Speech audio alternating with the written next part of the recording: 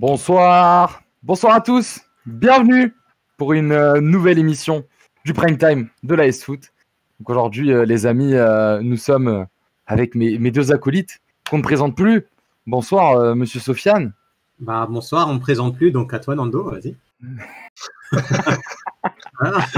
Et avec Nando. Hein. Il ne présente plus Nando, donc salut à tous.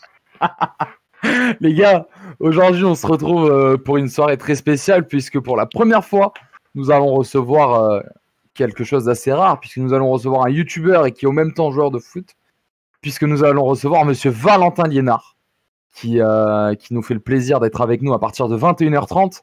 Donc voilà les gars, vous savez, 21h30, Val sera avec nous. Donc en attendant, si vous avez des questions à poser à Valentin, n'hésitez pas à les poser maintenant. Les questions, elles sont triées et puis on nous les envoie et puis je pose les questions les plus pertinentes. Donc n'hésitez pas les gars à envoyer des questions si vous avez des questions à poser à Val, bien sûr. Et donc aujourd'hui les gars, vu que nous sommes en pleine trêve internationale, nous allons parler de la Nations League qui a donc débuté le week-end dernier. Je l'ai bien dit. Attends. Là, non, tu te fous de ma gueule, hein, je l'ai bien dit là. Non, je ne me fous pas de ta gueule, je te trouve très téméraire quoi, de te tenter à dire ça en anglais alors que tu peux dire la Ligue des Nations, tu vois. Non, mais la Nations League, bien sûr, so British. On prend des... Mais avant tout, les gars, je voulais parler d'un petit truc, puisque nous avons su il y a quelques minutes, c'est sorti par France Football, Kylian Mbappé serait testé positif au Covid. Donc, qu'est-ce que vous en pensez de cette histoire? Kylian Mbappé testé positif, 4 jours après Mandanda, on le rappelle, en sachant que l'équipe de France a défronté la Suède il y a de ça 2 jours, 3 jours. Donc, qu'est-ce que vous en pensez? Moi, je trouve que c'est assez alarmant, non? C'est triste, franchement. Mbappé, il y a eu Mandanda, je crois. Là, il y a tous les joueurs, et on dirait, et là, Mbappé, il est avec l'équipe de France, donc forcément, je pense qu'il y a des joueurs de l'équipe de France qui vont être contaminés, logiquement. Donc, il y en a qui vont être 15 jours en arrêt, ça va décaler les championnats, ça va créer des problèmes, etc. Moi, je pense, c'est mon avis, je pense que les compétitions internationales, on n'aurait pas dû les jouer. Voilà, très clairement. Tu penses qu'on aurait dû rester sur du national? Ouais, sur un club. Parce que ça va de pays en pays, c'est pas coordonné avec, par exemple, avec des champions. Final 8, c'était dans un endroit. Là, tout le monde va à gauche, à droite. C'est pas. En fait, tu te demandes quelle est la logique du truc, c'est-à-dire que tu annules un euro et là, tu mets une Nation League et tu as des pays, par exemple, même nous, on l'a lu encore dans la presse, tu as l'Espagne qui risque de refermer ses frontières le 18 septembre. Exactement.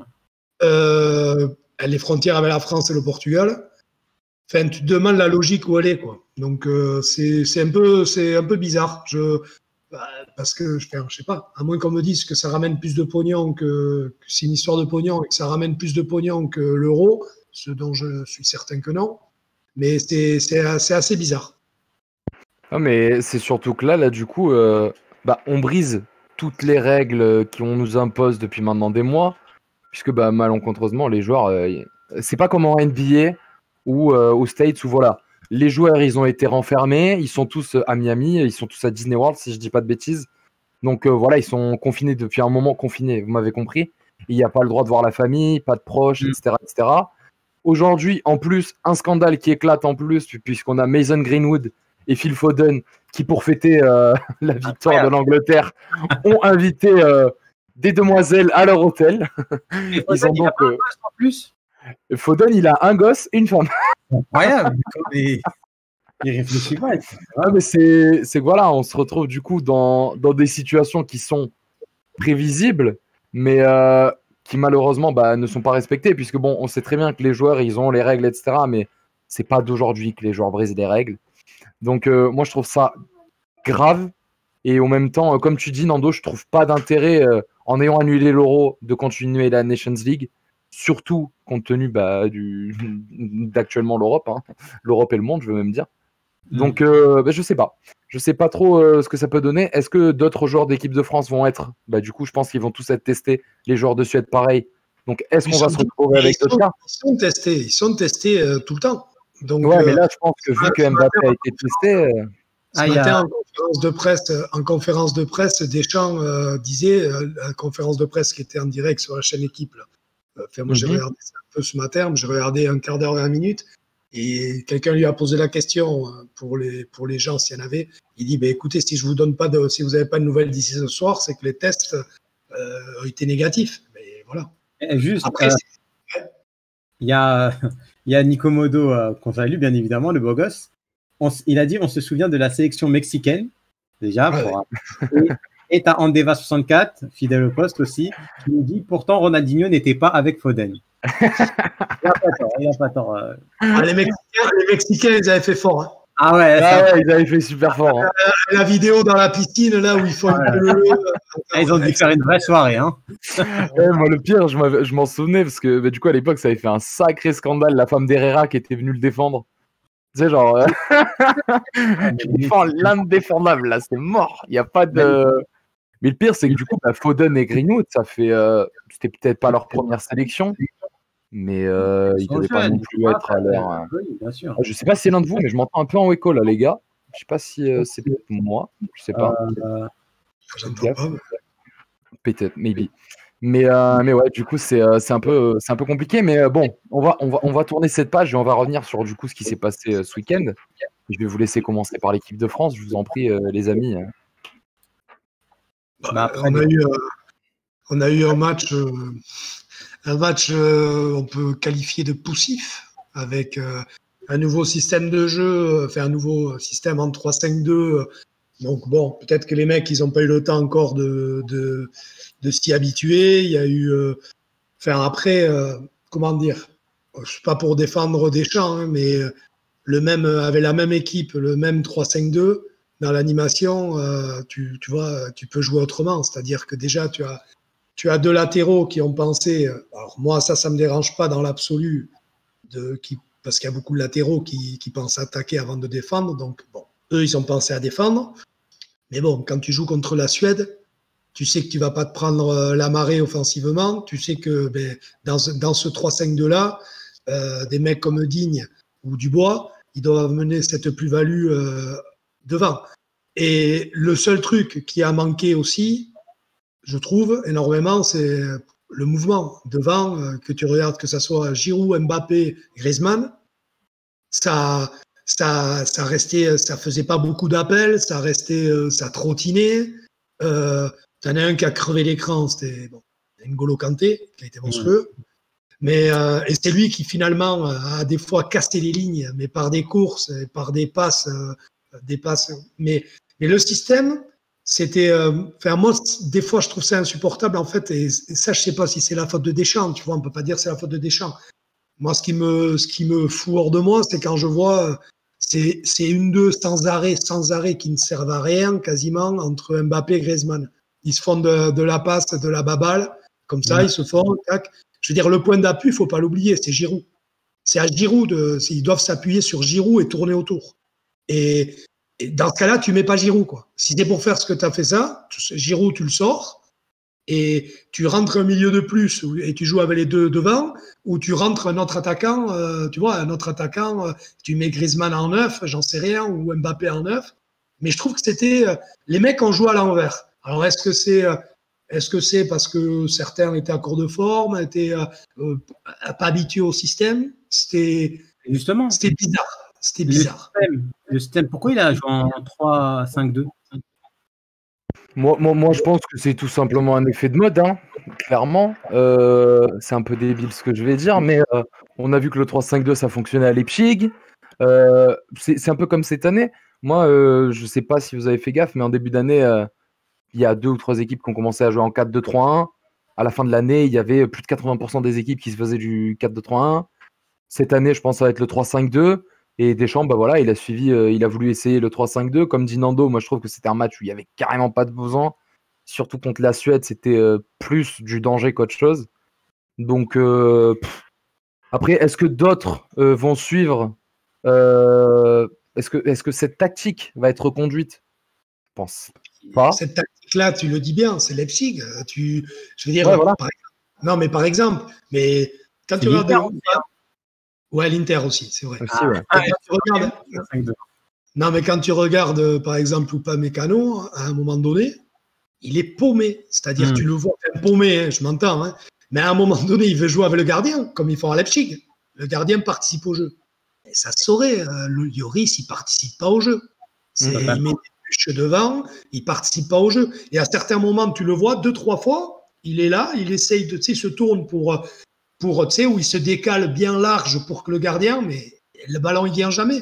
Donc, le système, pourquoi pas, mais dans ce cas-là, tu mets les joueurs pour jouer dans ce système, ou au moins, tu insistes dans l'animation pour que, à l'entraînement, mais ça se travaille, comme je dis, faut pas être alarmiste, c'est un match sur ce système-là. Mais ça ne servira à rien s'il change tout, si demain contre la Croatie, il change tout, bon, mais soit il dit, je ne jouerai plus jamais, mais tu vois, c'est un système qui se travaille. Et encore, c'était pas un 3-5-2, c'était un 3-4-1-2 qu'il a mis en place. Oui. Puisque Griezmann était en 10, on va dire, avec Mbappé et Giroud devant. Et c'est vrai, dans un 3-5-2, Giroud, normalement, il doit être super utile. Bien sûr. C'est, on va dire, moi, ce que je vois à l'Inter, par exemple, Lukaku, pour nous, c'est le point d'appui dans le 3-5-2. Et Lautaro qui tourne avec lui. Et là, on a vu Griezmann vraiment haut, en fait. Il jouait, j'ai l'impression qu'il ne jouait pas 10. Il jouait avec les 3 attaquants et au milieu, tu avais un trou entre Kanté, Rabiot et les 3 attaquants de devant, donc c'est dommage. Après, c'est compliqué. La pierre angulaire du système, normalement, ça doit être ce 9, ce point d'appui. Et les autres, ils doivent tourner autour. Et là, la connexion, elle n'y était pas. Ils jouaient que tu les voyais, ils se cherchaient un petit peu, tu vois. Et ça jouait à la baballe, il n'y avait rien. Enfin, voilà. Et c'est ça qui m'emmerde un peu, moi. Quand je vois ça, tu te dis, mais attention, tu as aussi les pistons qui sont super importants dans un système comme ça. Hein. Et voilà, c'est ce que je disais aussi. Mais c'est très, très, très important. Hein. Et moi, je trouve Dubois et Digne, ils ont fait leur travail, mais c'est pas suffisant pour un 3-5-2. Un Mendy. En plus, on a, voilà ce que je voulais dire, des Gretic qui nous parlait de Ferland Mendy. Et moi, j'ai pas compris. Surtout que Lucas Digne, Everton, tout ça, mais je trouve que dans un piston, il faudrait quelqu'un qui soit percutant. Or, quand tu compares Ferland Mendy avec ce qu'il faisait, que ce soit au Real ou à Lyon, et ce qu'il fait aujourd'hui, et ce que fait aujourd'hui Lucas Digne dans une équipe d'Everton, qui est une équipe assez défensive quand même, qui a des points d'appui en attaque, mais ça joue souvent à un attaquant, il n'y a pas vraiment d'ailier, donc plutôt son mode de jeu. Et puis là, on a pareil, les enfants terribles qui nous dit, un problème qu'on a en France, c'est manque de défenseurs droits.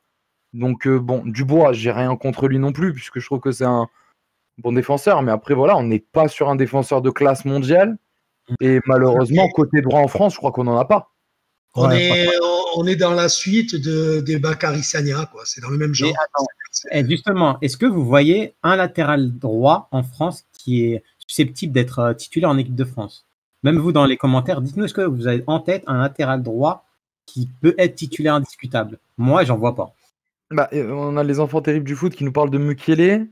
Moi, en vrai de vrai, outre Dubois, en plus, j'en parlais hier avec des collègues, mais moi, en France, c'est quand même fou, parce qu'il y a Pavard, mais Pavard, on sait tous que je pense que sans son fameux but, je suis pas sûr qu'il en serait là où il en est aujourd'hui, malheureusement.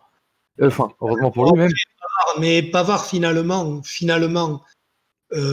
c'est pas un énorme technicien, ce qu'on veut, mais finalement, où il est le plus intéressant, c'est offensivement, justement. Ouais, est-ce qu'il n'aurait pas été plus intéressant que Dubois? Mais je veux dire, Lucas Digne, je suis pas un fan de Lucas Digne, mais Lucas Digne, alors pas contre la Suède, mais contre une équipe qui défend, qui attaque, je veux dire, en face et tout ça, je préfère avoir Lucas Digne qu'avoir Ferland Mendy, même si, tu vois, même si offensivement, il va amener 2 fois moins. Mais voilà, typiquement contre la Suède. Oui, justement, ça dépend de la formation. Dans un 3-5-2, je pense que tu peux mettre un Ferland Mendy puisque tu as 3 défenseurs derrière pour te rassurer. Après, oui, peut-être dans une défense à 4, c'est plus compliqué. Ouais, c'est plus compliqué. Mais sur un 3-5-2, c'est pour ça que je te dis, contre la Suède, oui, tu le mets. Dans la compo d'équipe, tu peux le mettre. Voilà, après voilà, moi, c'est surtout bizarrement, de toute façon, défensivement, il n'y avait pas un énorme boulot à faire. Mais l'animation offensive, qu'est-ce que c'était laborieux. Mais après, franchement, je veux dire, avec l'équipe qu'il y a de quoi faire nettement mieux dans l'animation. Je veux dire, c'est pas un problème là de Deschamps ou pas Deschamps. Je veux dire, attends, ta ligne Giroud, Griezmann, Mbappé devant, tu peux pas dire que tu t'as pas une bonne attaque, quoi. Tu vois ce que je veux dire? C'est sûr. On nous propose plusieurs joueurs. On nous dit donc Valentin Liénard à droite. Peut-être un jour, on sait pas. On nous dit Hernandez à gauche, mais je crois qu'Hernandez, du coup, il était blessé, si je dis pas de conneries. Ouais. CJB, voilà, il est sur pente descendante, donc bon, c'est un peu triste. Mais Andeva 64, du coup, qui nous dit Dagba. Ouais, donc, ouais, après, le problème de Dagba, c'est qu'il est un peu jeune, quoi. Pas, ouais, tout de suite, c'est. Tu vois, on a. Ça, c'est le côté supporter du PSG d'Andeva, ça. Ça pousse derrière. Hein. Titulaire au PSG. Et moi, je voulais. Titulaire au PSG. Excuse-moi. Ouais, il faudrait qu'il soit titulaire au PSG, ouais. Bon, possiblement. Possible qu'il se fasse une petite place, je pense, Dagba, quand même. Ce que je voulais parler aussi, c'était du cas Rabiot. Parce que du coup, ça a été le retour de Rabiot et il y a eu énormément de choses sur Twitter. Il y avait des gens qui étaient contents, d'autres pas du tout contents. Qu'est-ce que vous en avez pensé? L'équipe de foot Mercato en a déduit que c'était l'homme du match. J'étais pas forcément d'accord parce que je trouve que Kanté a fait un match exceptionnel en milieu. Mais ça a été Rabiot. Et ça, c'est vrai. Ça a été Rabiot l'homme du match par Foot Mercato. Donc, qu'est-ce que vous en avez pensé? Quoi dans la vie, Foot Mercato? Voilà, t'as la réponse dans ta phrase. Non, c'est un peu. Est-ce qu'ils n'ont pas mis ce titre-là pour faire encore du clic et tout ça, pour que ça parle? Je veux dire, attends. Tu peux pas dire, il n'a pas été mauvais, mais tu peux pas dire que c'est l'homme du match. L'homme du match, celui qui a crevé l'écran, c'est N'Golo Kanté. Je veux dire, oui, dans un système comme ça, c'est parfait pour lui, j'ai l'impression. Il est trop fort, hein. Non, mais il a été, mais vous avez vu, vous avez l'impression que c'était lui il a complètement éludé, même offensivement, un gars comme Griezmann. On peut pas dire Mbappé, parce qu'Mbappé, il a toujours ses fulgurances. Mais un mec comme Giroud, t'as l'impression que quand il montait le ballon, c'est lui qui faisait les décalages, c'est lui qui faisait tout. Ouais. Et des fois, et moi, il me manque le Grisou de Grisou de 2016, 2018, mais punaise, même de 2018 où il travaillait il décrochait, mais ça jouait à une passe, tu vois. Et là, il est paumé, le pauvre, ça se voit, il est complètement paumé. C'est Julien Doré qui joue. Depuis qu'il est parti au Barça, déjà il joue moins, il joue pas à son poste, il est chamboulé, c'est normal. Et mais entièrement d'accord. Mais des fois, tu te dis que est-ce que la solution, ça serait pas plutôt que d'insister, de lui redonner des responsabilités, de lui refaire tirer il a déjà 2 échecs sur penalty et il a le 3e. Alors on te dit que ça se vient comme ça, la confiance. Ouais, la confiance ou la loose aussi, elle arrive comme ça, quoi, derrière. Tu vois ce que je veux dire? Les bad vibes, elles arrivent comme ça aussi. Est-ce que la solution, c'est pas de le sortir un petit peu, de lui dire repose-toi, hein, et tu le fais rentrer. Alors ok, le statut c'est Griezmann et c'est montrer la confiance du coach sur ça. On peut dire que Deschamps le lâche pas comme il avait fait à l'époque avec Giroud et tout ça. Mais au bout d'un moment, il fait comme il a fait. Il fait jouer de temps en temps. Là, il y a Martial qui est en pleine bourre. Tu fais jouer Martial et tu le fais rentrer après quand les mecs, tu vois, quand ça s'ouvre un peu plus. Bien sûr, bien sûr. Je sais pas. Moi, je n'ai rien contre lui. C'est un formidable joueur, Griezmann. C'est un formidable joueur. Mais là, en ce moment, il n'y est pas, quoi. Du coup, on a pas mal de réactions sur le chat. Donc, on nous dit que Rabiot, c'était bien sans plus. On a les enfants terribles du foot qui nous dit que Rabiot peut devenir le patron s'il devient un leader technique. On a Kaou qui nous dit que ça aussi, autre chose que Kaou nous dit, il y a actuellement 9 cas positifs pour PSG-OM. Donc ça on verra ce que ça donne d'ici la fin de l'international. On a Tibarel qui nous dit que Dédé veut laisser le choix à Grisou pour les pénaux, pour le protéger et le libérer psychologiquement. Pas sûr que ce soit le bon choix. On a les enfants terribles qui nous dit un duo Martial-Mbappé aurait sans doute fait plus mal. Et les gars, il faut sortir le cœur là. On a notre ami Degretic qui s'est abonné avec Prime, donc sort le cœur. Voilà, merci à toi Degretic. Maintenant, les abonnements et les dons, je vous sors le cœur. Le cœur, il sort de là. Là, regardez bien. Je lui disais en off que quand il fait ça, vas-y, fais-le. Ça vous fait pas penser à. C'est Sofiane Bugs Bunny, quoi. Comme ça, comme dans les trucs. Il est là. Merci à toi, un gros cœur sur toi. Gros cœur sur Degretis. Et je vais en profiter, les gars. Je vais en profiter pour vous dire, puisque nous sommes actuellement dans le September. September, c'est quoi? Ça veut dire que si vous prenez un abonnement, plutôt que de payer 4,99, vous allez payer 3,99 ce mois-ci. Et puis après, c'est dégressif. Si vous prenez 3 mois, c'est 25% de promo, etc., etc.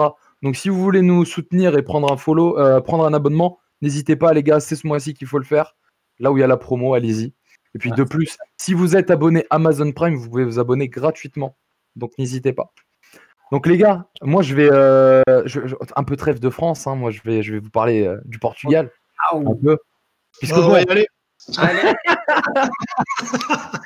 Pourquoi je vais vous parler du Portugal? Puisque bon, comme vous avez tous suivi, Cristiano Ronaldo n'a pas pu jouer vu qu'il avait un truc à un orteil. Donc il n'a pas fait le match. Mais le Portugal contre la Croatie, qui du coup était avec un effectif normal, tu vois, comme d'habitude, il n'y avait pas de cas de Covid, rien du tout. Le Portugal qui claque un 4-1 dans un match dominé de fond en comble. Vraiment un très très très beau match. Le Portugal du coup qui permet à des jeunes comme João Félix de prendre la place vu que Ronaldo ne joue pas, il était titulaire. Félix qui marque son premier but avec la sélection. On a eu Jota qui pareil, qui était première sélection. Pareil pour Anthony Lopez, ils ont tous été très bons. Ronaldo qui là revient du coup de la blessure et qui s'entraîne hier correctement. Moi la question que je me posais c'est est-ce que le Portugal est meilleur sans Ronaldo? Quel est votre avis là-dessus puisque sans Ronaldo, finale de l'Euro. Moi, je pense que... pardon, Sofiane, mais moi, je pense que meilleur, ça dépend quoi. Meilleur dans le jeu, meilleur... Je pense que le Portugal, pour une compétition, ne peut pas laisser Cristiano sur le côté. C'est impossible. Après, dans le jeu... Et ça, c'est tout le mérite qui va à Fernando Santos quand même. Mm-hmm. Il a été obligé de jouer pas mal de matchs sans Cristiano. Déjà. Il a eu et il s'adapte en modifiant sa façon de jouer. Il ne joue pas de la même façon. Enfin, voilà, déjà quand il est avec quand Cristiano, il s'adapte en fait. Mm-hmm. Et moi, je trouve que c'est assez intéressant de cette façon qu'il a eu là de faire jouer les jeunes avec une équipe. Ça fait un paquet d'années qu'on n'a pas vu une équipe aussi offensive. Parce que voilà, même du temps surtout devant, quoi. C'est-à-dire vraiment qui repose pas sur un joueur ou comme ça, parce que même du temps des Figo, Rui Costa et tout ça, les neufs, tout ça, c'était bon. Il y avait Pedro Miguel Pauleta, mais mis à part Pauleta, c'était Gomez, ça. Voilà, c'était Elder Postiga, c'était un peu, je te dis pas que c'était nul, c'était pas nul. C'était pas fou. C'était très moyen, on voit leur carrière. Là, par contre, il y a toujours eu un milieu de terrain énorme, une charnière centrale. Et moi, ce que je trouve intéressant et ce que propose Santos, c'est qu'il sait tout à fait s'adapter à. C'est un entraîneur de l'ancienne génération. Mais voilà, il s'adapte à l'effectif qu'il a, aux joueurs qu'il a. Et c'est peut-être qu'on demande un peu plus à notre sélectionneur à nous, qui, lui, ce qu'il importe, c'est... Mais tous les entraîneurs ont envie de gagner. Mais lui, gagner moche ou gagner truc, lui, il préfère gagner. Et je crois que j'ai l'impression que Santos, il a mis un système là pour gagner joli. Ouais, il aime le beau football et puis Santos l'avait déjà prouvé dans le passé. Il avait été à la tête de la Grèce par exemple, là, qu'il avait fait très bien jouer aussi, une équipe qui stagnait énormément. Donc moi je trouve que Santos, déjà c'est un très très très bon coach et le Portugal, je pense qu'actuellement on ne peut avoir meilleur à la tête de la sélection clairement. Et ouais, comme tu dis, moi je trouve que le football proposé est beau. Pour une fois, ou encore le Portugal, on est sur une génération qui arrive, qui est incroyable. La Youth League, ça fait des années que Porto et Benfica se retrouvent souvent en finale. Tout ce qui est championnat des espoirs, etc., le Portugal fait toujours bonne figure. Donc moi je trouve qu'il en profite très bien. Et puis là je crois que la moyenne d'âge pour le dernier match, si je dis pas de bêtises, a été à même pas 25 ans. Donc c'est incroyable pour une sélection aussi jeune. Et on se retrouvait notre front d'attaque. Et vraiment, moi j'aime beaucoup ce qu'on propose. Je trouve que bon, moi je vais vous donner un petit pari pronostic de ma part, puisque bon, vous l'avez pas vu, mais en off, on a beaucoup pronostiqué, les amis. Et moi, je pense que demain, Cristiano Ronaldo va marquer son... Enfin, demain. Demain. Cristiano Ronaldo va marquer son 100e but avec l'équipe du Portugal, puisque je pense que vu qu'il est revenu de blessure, il va venir jouer, il va reprendre sa place, etc. Donc demain, les gars, posez des SMIC. Hein. Allez-y. Cristiano, c'est un compétiteur dans l'âme. Ouais. Il va arriver, il va vouloir montrer aux jeunes qu'il va falloir le sortir par la fenêtre du vestiaire ou par comme ils veulent, mais avant qu'il laisse sa place. Exact. Et en plus, il va tirer les pénaltys. Hein. Donc pour son pari, c'est très important. C'est-à-dire il a une chance de plus. Il a tiré les coups francs et les pénaltys. Donc, si vous voulez gagner un peu d'argent. Ouais, autant sur les coups francs, je ne sais pas si je mettrais une pièce, mais sur le pénalty, oui. Comme contre l'Espagne à la Coupe du Monde. C'est possible.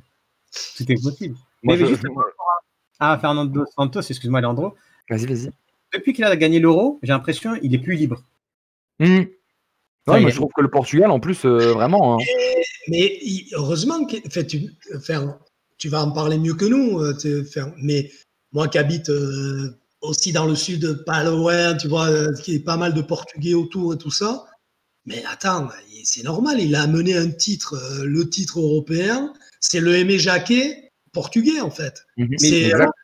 Et donc, en plus, il a une génération de petits jeunes qui arrivent. Il leur fait la place. Et c'est là que je trouve qu'un mec comme Cristiano, malgré ce qu'on peut dire sur qu'il est imbu de sa personne et tout ça, mais c'est un gars, il cohabite bien avec, il fait pas de... Quand il est en sélection, il est au service de sa sélection. Et ça, je trouve que c'est peut-être ce que n'a pas l'autre. Non, voilà. et puis ce qui dégage, ça se voit, les jeunes, ils sont trop heureux. Enfin, jouer avec Ronaldo, je pense que ça doit être comme jouer avec Messi. T'es fier de le faire. Mais Ronaldo, voilà, il les accueille et puis il fait d'eux comme des gars normaux. Du petit jeune qui arrive, il va essayer de l'inculquer les valeurs du Portugal et puis que le mec il avance, quoi. Donc, non, ça me fait vraiment plaisir de voir mon pays qui s'en sort très bien. Et puis, la Nations League, on l'a déjà gagné une fois. Je pense que là, il y a moyen de réitérer.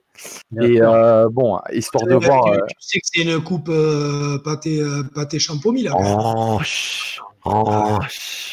C'est bon, là. Les gars, je vais. Oui, on voit plus.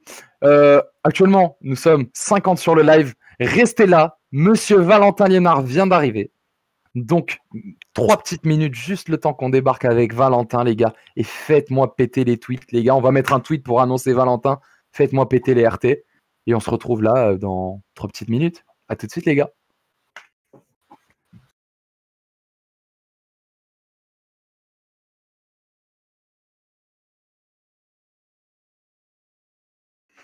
On est de retour, les amis. Donc, comme vous le voyez, nous sommes avec monsieur Valentin Liénard. Bonsoir, Valentin. Salut tout le monde, salut l'équipe. Merci beaucoup, merci beaucoup d'être avec nous. Donc Valentin, avant toute chose, je vais te laisser te présenter.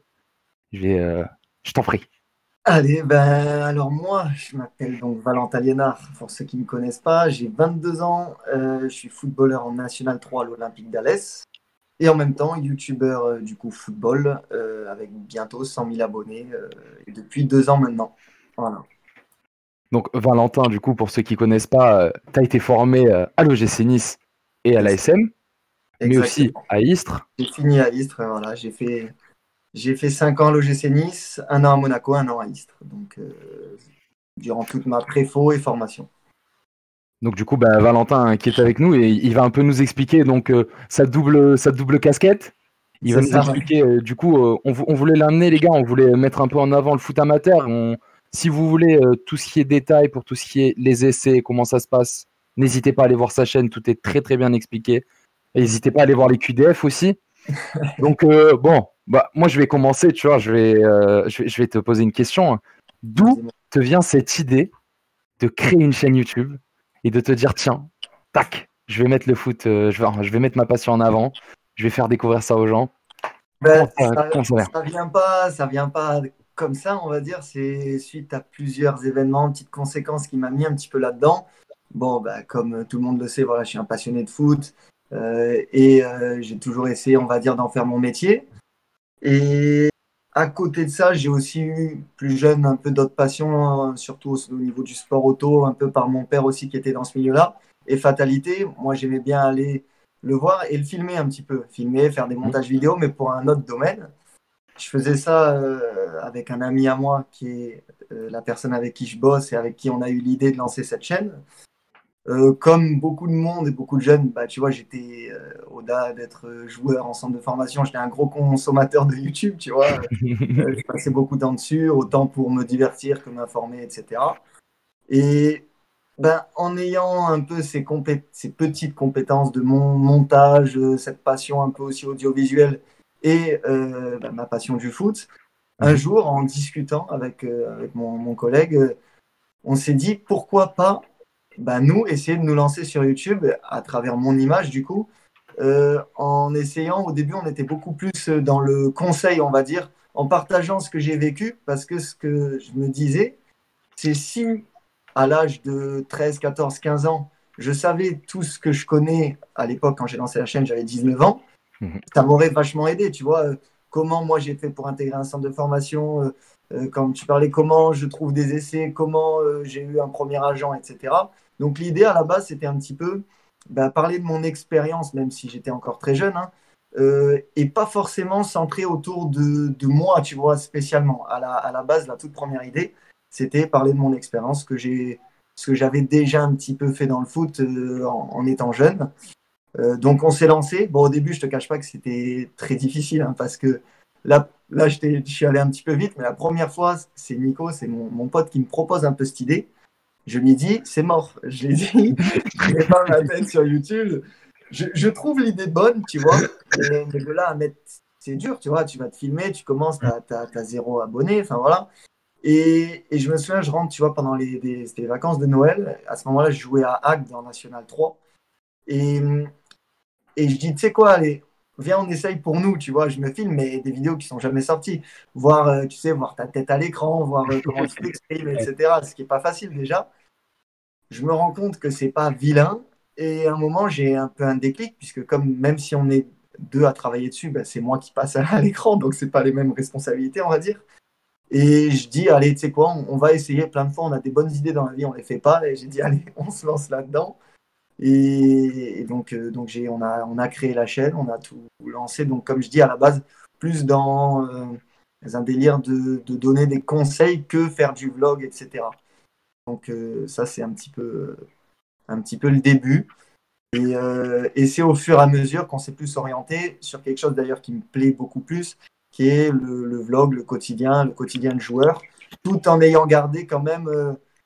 C'est du divertissement, mais on essaye, c'est important pour nous toujours de garder un côté information quand même, montrer la réalité, tu vois.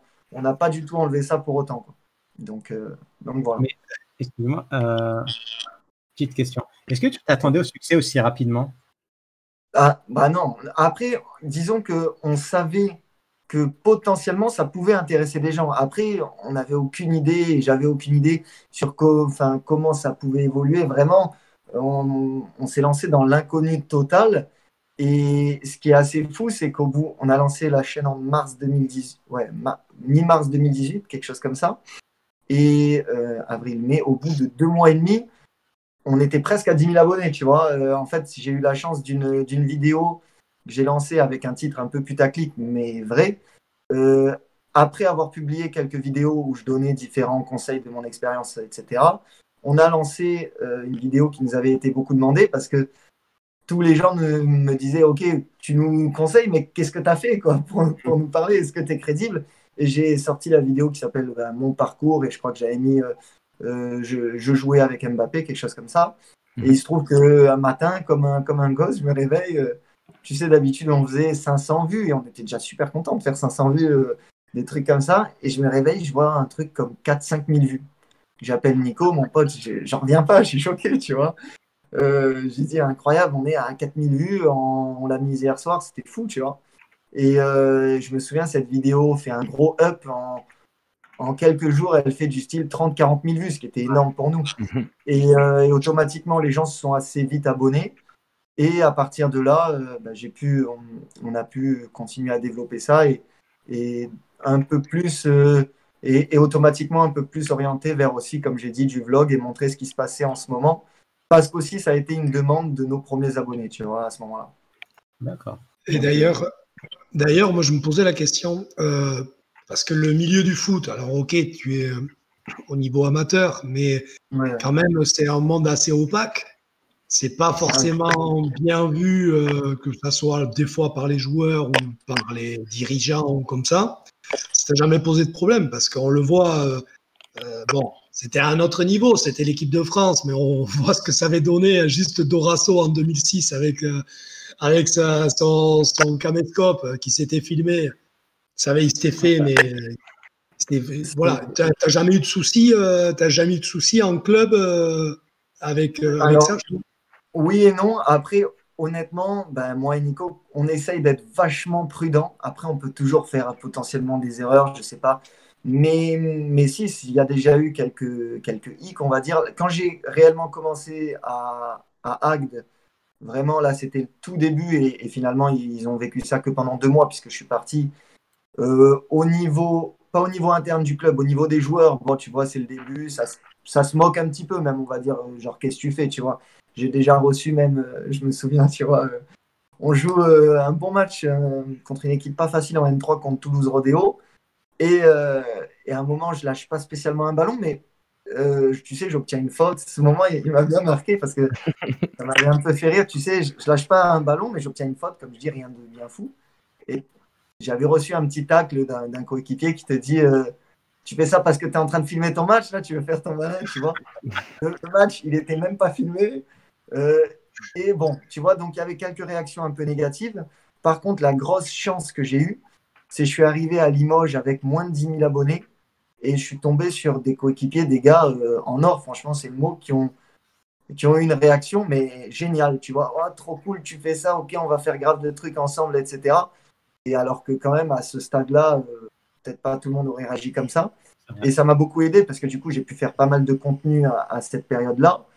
Au niveau du club, ça a été très... Bon, le coach connaissait pas encore spécialement ça, il était plus âgé et ça va, il n'a jamais trop mis le nez dedans, on va dire. Mais par contre, au niveau de la direction et tout, à Limoges, c'était très apprécié à tel point que, je me souviens, on avait joué un bon match de Coupe de France et la vidéo avait fait beaucoup de vues. C'était même la direction qui était très contente de ça en disant c'est génial ce que tu fais et tout. Donc c'était bienveillant. Par contre, l'année suivante à Saint-Priest en National 2, ça a été accueilli moins bien. Certains comprennent ce que je fais et me font énormément de bons retours, de compliments. Par contre, certains, comme ça a pu se passer dans la direction de Saint-Priest ou quoi, n'ont pas forcément apprécié ça. Souvent des personnes qui creusent pas réellement et en fait qui regardent pas le travail qu'on fait, en fait, qui vont peut-être se dire ok, c'est un jeune, qu'est-ce qu'il fait, il s'amuse sur Internet ou peut-être des bêtises comme ça, alors que je peux dire que c'est un travail monstrueux. Honnêtement, les gens, et j'ai la chance justement qu'on soit 2 à faire ça. Mais ouais, donc ça a potentiellement déjà posé problème. Après, à la fois, c'est le jeu. Tu peux pas te lancer là-dedans en te disant que peut-être il n'y aurait jamais aucun souci. Ce que je suis content, c'est que là, à Alès, en tout cas, je les ai prévenus quand même avant de signer que j'avais ma chaîne. Le coach, lui, ça ne l'a pas du tout dérangé. Il a dit, pour moi, c'est comme certains joueurs ont un travail à côté. Hein, donc, pas tout le monde vit du foot en National 3. Donc, c'est considéré un peu comme ça aussi. Et là, tout est assez sain avec le club. Dans certaines vidéos, même, il vérifie quand même ce que je dis, mais je trouve ça très cohérent pour éviter potentiellement, je ne sais pas, un jour, il pourrait avoir un malaise, quelque chose que je dis accidentellement qui ne plairait pas au club. Donc maintenant, tout est carré. Et là, en tout cas, ça se passe bien cette année et surtout mieux que l'année dernière, quoi, mieux qu'à Saint-Priest. Et tu as parlé de Agde et dans le chat, il y a un truc que je trouve assez marrant qui a été dit. Ouais. C'est Tibarel qui nous dit en National 3 à Agde, tu as le droit de jouer en short ou c'est naturiste aussi. Ah, c'est libre, c'est libre. Il te dit à l'entraînement, tu choisis. Ah, ouais, putain. c'est pas l'endroit le Désolé. plus simple pour rester concentré là-bas. Ah, mais tu vois, moi, je voulais rebondir sur le fameux match que tu parles de Coupe de France. Je suppose que c'était le match contre Villefranche. C'est lui, ouais, c'est ça. C'est ça. Ouais. Donc, quand tu joues contre Villefranche, bon, après, t'as eu ta blessure, etc. Mais du coup, Ouais. sur ce fameux match de Coupe de France, ça se passe très bien pour toi. Tu Ouais. as la possibilité, après, par la suite, d'aller faire un essai à Villefranche, etc. Malheureusement, ça se concrétise pas. Mais est-ce que tu penses que ta chaîne a pu t'aider, du coup, à montrer, tu vois, genre, à te montrer à d'autres clubs, etc. Est-ce que ça t'apporte un plus? Honnêtement, à l'heure actuelle, et malheureusement, vraiment, je le dis sans langue de bois, je pense pas. Parce Ok. que je vais pas dire, non, c'est peut-être pas le mot précurseur, mais comme il y a personne qui fait ça, et que très souvent les dirigeants, coachs, c'est assez rare que ce soit des jeunes, entre guillemets, c'est pas du tout leur monde et je le comprends totalement. Je vais prendre l'exemple de mes parents à la base. Alors, ils comprenaient rien à ça, et ce qui est totalement logique. Maintenant, ils comprennent plus puisqu'ils voient ce que je fais. Mais il y a vraiment un écart un petit peu de génération qui est logique. Et à l'heure actuelle, malheureusement, ça m'a sans doute plus desservi que servi. Après, par rapport voilà, à Villefranche, d'ailleurs, ça c'était assez marrant. Je les avais rejoués ensuite, même avec Saint-Priest, on les avait joués en amical. Et le coach qui est vraiment génial là-bas m'avait même fait un petit clin d'œil. Et monsieur YouTube qui est là, est-ce que tu fais une vidéo vraiment super cool et qui est assez jeune d'ailleurs, enfin pour un coach qui est assez jeune et qui avait accueilli ça sans aucun problème. Et tu vois, ce genre de situation, ça fait plaisir. Et à des moments, je me demande si j'aurais pas dû peut-être aller un peu plus de leur côté plutôt qu'aller à Saint-Priest. Mais bon, après c'est le foot, on fait des choix, voilà, c'est comme ça. Mais c'est vrai que c'était un club avec qui il y avait une bonne alchimie, on va dire. Je vais en profiter parce qu'on a pas mal de questions qui nous sont posées et Ouais. je vais en profiter pour poser celle de BP Graphics qui est un abonné de toujours et qui nous dit Je connais. Hein, donc, Ah, tu connais? Bon, attends, bah, VB, tu m'as dit, c'est ça? BP Graphics 49. Ça me dit quelque chose, mais non, alors je pensais que tu me parlais de quelqu'un d'autre, excuse-moi. Mais j'ai déjà entendu ce nom en plus. Ouais, c'est possible, il fait pas mal de choses sur des joueurs, etc. C'est un très bon gars. Et il te demande que penses-tu du projet du PLS Gang Road to N3? Je trouve que c'est un très beau projet. Ambitieux, mais moi généralement j'aime bien les choses ambitieuses, donc je trouve ça génial. Après, faut faire attention aussi parce que tu vois, ils se sont donné dans leur projet en gros 1 an pour y arriver. Mais j'ai envie de dire, c'est un petit peu le monde de YouTube aussi. C'est mettre des choses un petit peu en avant. Et peut-être qu'ils ne mettront pas un an pour arriver, peut-être qu'ils y arriveront aussi jamais. Mais disons que franchement, dans le foot, tout est possible. Et c'est la vérité. On peut monter très haut comme dégringoler très bas.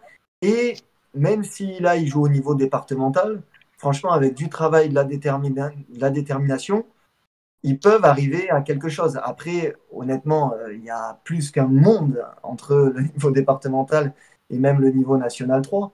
Mais moi, je trouve que c'est un projet très cool et que ça donne de l'extérieur. Moi, c'est quelque chose qui me donnerait envie de suivre si j'étais un de leurs abonnés, quoi. Donc, je trouve ça cool, ambitieux. Peut-être que sur 1 an, ça me paraît presque impossible, mais dans le foot, il ne faut jamais dire le mot impossible parce que comme je dis, justement, c'est l'inverse, presque tout est envisageable. Donc non, franchement, moi, je discute souvent avec eux et je leur envoie beaucoup de force parce que c'est un projet très cool. On a une question de Thomas PS9330 qui demande quels sont tes objectifs à terme. Bon, moi, je sais plus ou moins quels ils y sont, mais je t'en prie. Ouais, moi, tu vois, ça a toujours été les mêmes et depuis petit, en gros, je me fixe aucune limite parce que c'est un petit peu la même chose que je parlais justement du projet du PLS Gang. Le foot, regarde, tu le vois, notamment, on parlait de la Coupe de France tout à l'heure, à travers cette compétition, que les niveaux, des fois, ça se joue à pas grand-chose. Après, attention, il y a faire un bon match une fois et arriver à être régulier, les enchaîner, c'est encore tout autre chose. Mais je pars d'un principe quand même que si, à un moment X, on arrive à avoir une performance très élevée, pourquoi on ne pourrait pas la reproduire plusieurs fois? Même si, comme je dis, c'est pas non plus si simple que ça. Moi, je me fixe aucune limite. J'essaie d'atteindre le plus haut niveau. Pour le moment, là, je suis dans une phase plus compliquée. Donc, imagine, je te parle de Ligue 1 ou quoi que ce soit, les gens diraient il est totalement fou. Mais pour moi, si tu te fixes une limite, tu vas jamais y arriver. Et j'ai tendance à dire, vaut mieux viser le plus haut possible parce que, pourquoi s'imposer, pourquoi ne pas être ambitieux, tu vois? J'ai tendance à dire ça, et notamment aussi à travers ce que j'ai pu vivre, j'ai côtoyé beaucoup de joueurs étant jeune, et très souvent, bon, je vais enlever le cas d'Mbappé, mais c'est très rarement les phénomènes qui sont arrivés à percer et à devenir pro, et beaucoup plus des joueurs qui en jeune étaient, je ne vais pas dire non plus lambda, puisqu'ils étaient déjà dans des structures Professionnels et tout. de formation professionnelle, etc. Mais c'est parfois des joueurs un peu plus lambda qui sont arrivés au plus haut niveau. Je prends l'exemple d'un Malansar à Nice, tu vois. C'était loin d'être le joueur le plus impressionnant. Et finalement, le gars, c'était un gros bosseur, il a une grosse maturité. Et ce qu'il fait, c'est génial, tu vois. Donc, tu as beaucoup d'exemples comme ça qui prouvent pour moi qu'il faut être très ambitieux et viser tout simplement le plus haut niveau possible. Donc voilà. Toujours donner les moyens. Et moi, j'avais justement, pardon, c'était juste, mais en fait, c'était une question de ce type-là. C'est pour ça que moi, si jamais on te dit une baguette magique, là, si on arrivait, on te dit, tac, t'as un contrat en Ligue 2 ou Ligue 1, ou tac, tu prends 2 millions d'abonnés YouTube. Tu fais quoi? Mais alors ça, je vais te répondre, c'est très simple et c'est très cash. Le contrat en Ligue 2 ou Ligue 1, je ne vais pas dire que YouTube est un plus, loin de là, parce que maintenant ça a une telle importance. Mais en plus, je pense que si j'arrive à mes objectifs et à franchir des échelons, l'histoire serait encore plus belle et serait encore plus suivie sur YouTube aussi. Donc pour moi, il n'y a même pas photo. Et mon objectif à 500%, c'est le football. Après, il y a quand même une nuance aujourd'hui, c'est que YouTube me prend énormément de temps et aussi très important. Même potentiellement, je pourrais plus arriver à vivre de YouTube que du foot. Mais justement aussi, quand je parlais d'ambition, aussi une de mes philosophies, on peut dire, moi je dis il faut faire ce qu'on aime avant tout, tu vois. Et ce que j'aime le plus, c'est le football. Après, donc à choisir entre ces deux choix, je prends tout de suite un contrat pro, même en Ligue 2, tu vois. Je m'en doutais, mais je voulais quand même poser la question. Non, c'est une bonne question, j'avoue que c'est justement pour revenir avec la question de Nando, on fait un parallèle. Imaginons il y a un club de Ligue 1 ou de Ligue 2 qui te signe. Par rapport à ta carrière de youtubeur, comment tu vas gérer cette situation, puisque on sait qu'en Ligue 2 et Ligue 1, c'est différent qu'en N3 ou N2. Bien sûr. Après, déjà, on n'en est pas là, mais si on remarque, si on fait un peu plus attention, je pense réellement que c'est quelque chose qui se développera dans le futur. On le voit un petit peu. Bon, attention, c'est rien à voir avec mon contenu, mais tu as Karim Benzema, qui est un des top joueurs mondiaux, qui a une chaîne YouTube qui commence à être pas dégueulasse, avec des FAQ, des vlogs. Il y a aussi des séries sur Netflix, des séries sur Amazon Prime, tout ça, qui sont même peut-être encore plus intrusifs que ce que je montre moi. Là, je l'ai pas encore. Celle de Tottenham, là. Ouais, voilà, c'est elle que je veux regarder. J'ai un pote qui m'en parlait tout à l'heure. Tu vois même des échanges entre Mourinho et certains joueurs, quoi, que je montre carrément pas. Donc, pour moi, c'est des échanges clash. Oui, et notamment même une autre série que je regardais quand je parlais au début de notre conversation du sport auto. J'ai regardé un peu tout Formula One sur Netflix. Trop bien aussi. Génial, quoi. Et là, on est carrément dans de l'intime parfois. Donc, pourquoi YouTube est un média comme un autre? Pourquoi je ne pourrais pas continuer? Pour moi, si un club a un peu de maturité, c'est quelque chose qui pourrait sans problème continuer, quoi. Et même, j'ai envie de dire, ça me paraît. On connaît déjà tellement d'informations sur tous les joueurs, les équipes, etc. dans le monde pro, que presque, en fait, dans le monde amateur, tu as plus d'infos sur ma chaîne et c'est presque encore plus compliqué parce que, je prends l'exemple, un club adverse qui veut des infos sur Alès, il peut en avoir aussi à travers ma chaîne, même si maintenant, moi, je mets un décalage avec la réalité pour éviter ce genre de choses. Alors qu'en Ligue 1, en fait, avec tous les médias, on sait déjà tout. Donc, j'ai tendance à dire que ça devrait pas du tout être gênant, quoi. Après, vu que je suis encore, entre guillemets, le seul à faire ça, potentiellement, certains clubs pourraient ne pas apprécier dans un premier temps. Mais en théorie, je vois pas pourquoi ça dérangerait plus que ça. Ouais, on a une question assez intéressante, tu vois, et qui va dans ton envie lors de l'ouverture de ta chaîne et celle que tu continues aujourd'hui.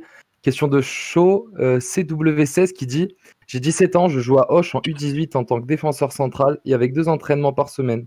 Quels conseils pourrais-tu me donner pour step up dans le club et me faire remarquer par les coachs seniors? Alors, déjà, là, tu vois, première chose qui me vient à l'esprit, et je le dis, et pourtant, je ne le faisais pas nécessairement quand j'étais jeune, je l'ai compris plus tard. Mais c'est vrai que quand tu as 2 séances par semaine, on peut rajouter énormément de choses à côté. Attention, pas que du travail physique, technique ou quoi que ce soit. Le foot, c'est pas que ça. Je te donne même regarder des vidéos YouTube qui parlent de tactique ou de plein de choses, ça peut être enrichissant et une forme d'entraînement aussi. Donc c'est vrai que quand on n'a que 2 séances par semaine, déjà pour progresser, on peut se rajouter énormément de choses à côté, que ce soit du travail technique, physique, tactique, sans pour autant faire du surentraînement du tout, même loin de là. Donc déjà, dans un premier temps, ce que je peux conseiller dans ce genre de situation, c'est travailler en plus.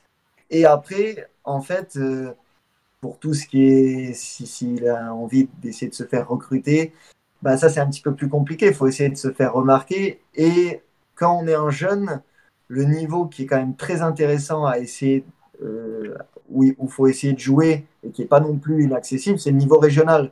Parce que là, ça commence vraiment à venir voir les matchs. Tu as des bons joueurs. Au niveau départemental, honnêtement, tu es quasiment, allez, tu es à peu près oublié. Mais au niveau régional, moi, je connais des agents, des conseillers, différentes personnes. Ça va énormément voir les matchs. Donc après, c'est possible vraiment de se faire démarcher, recruter.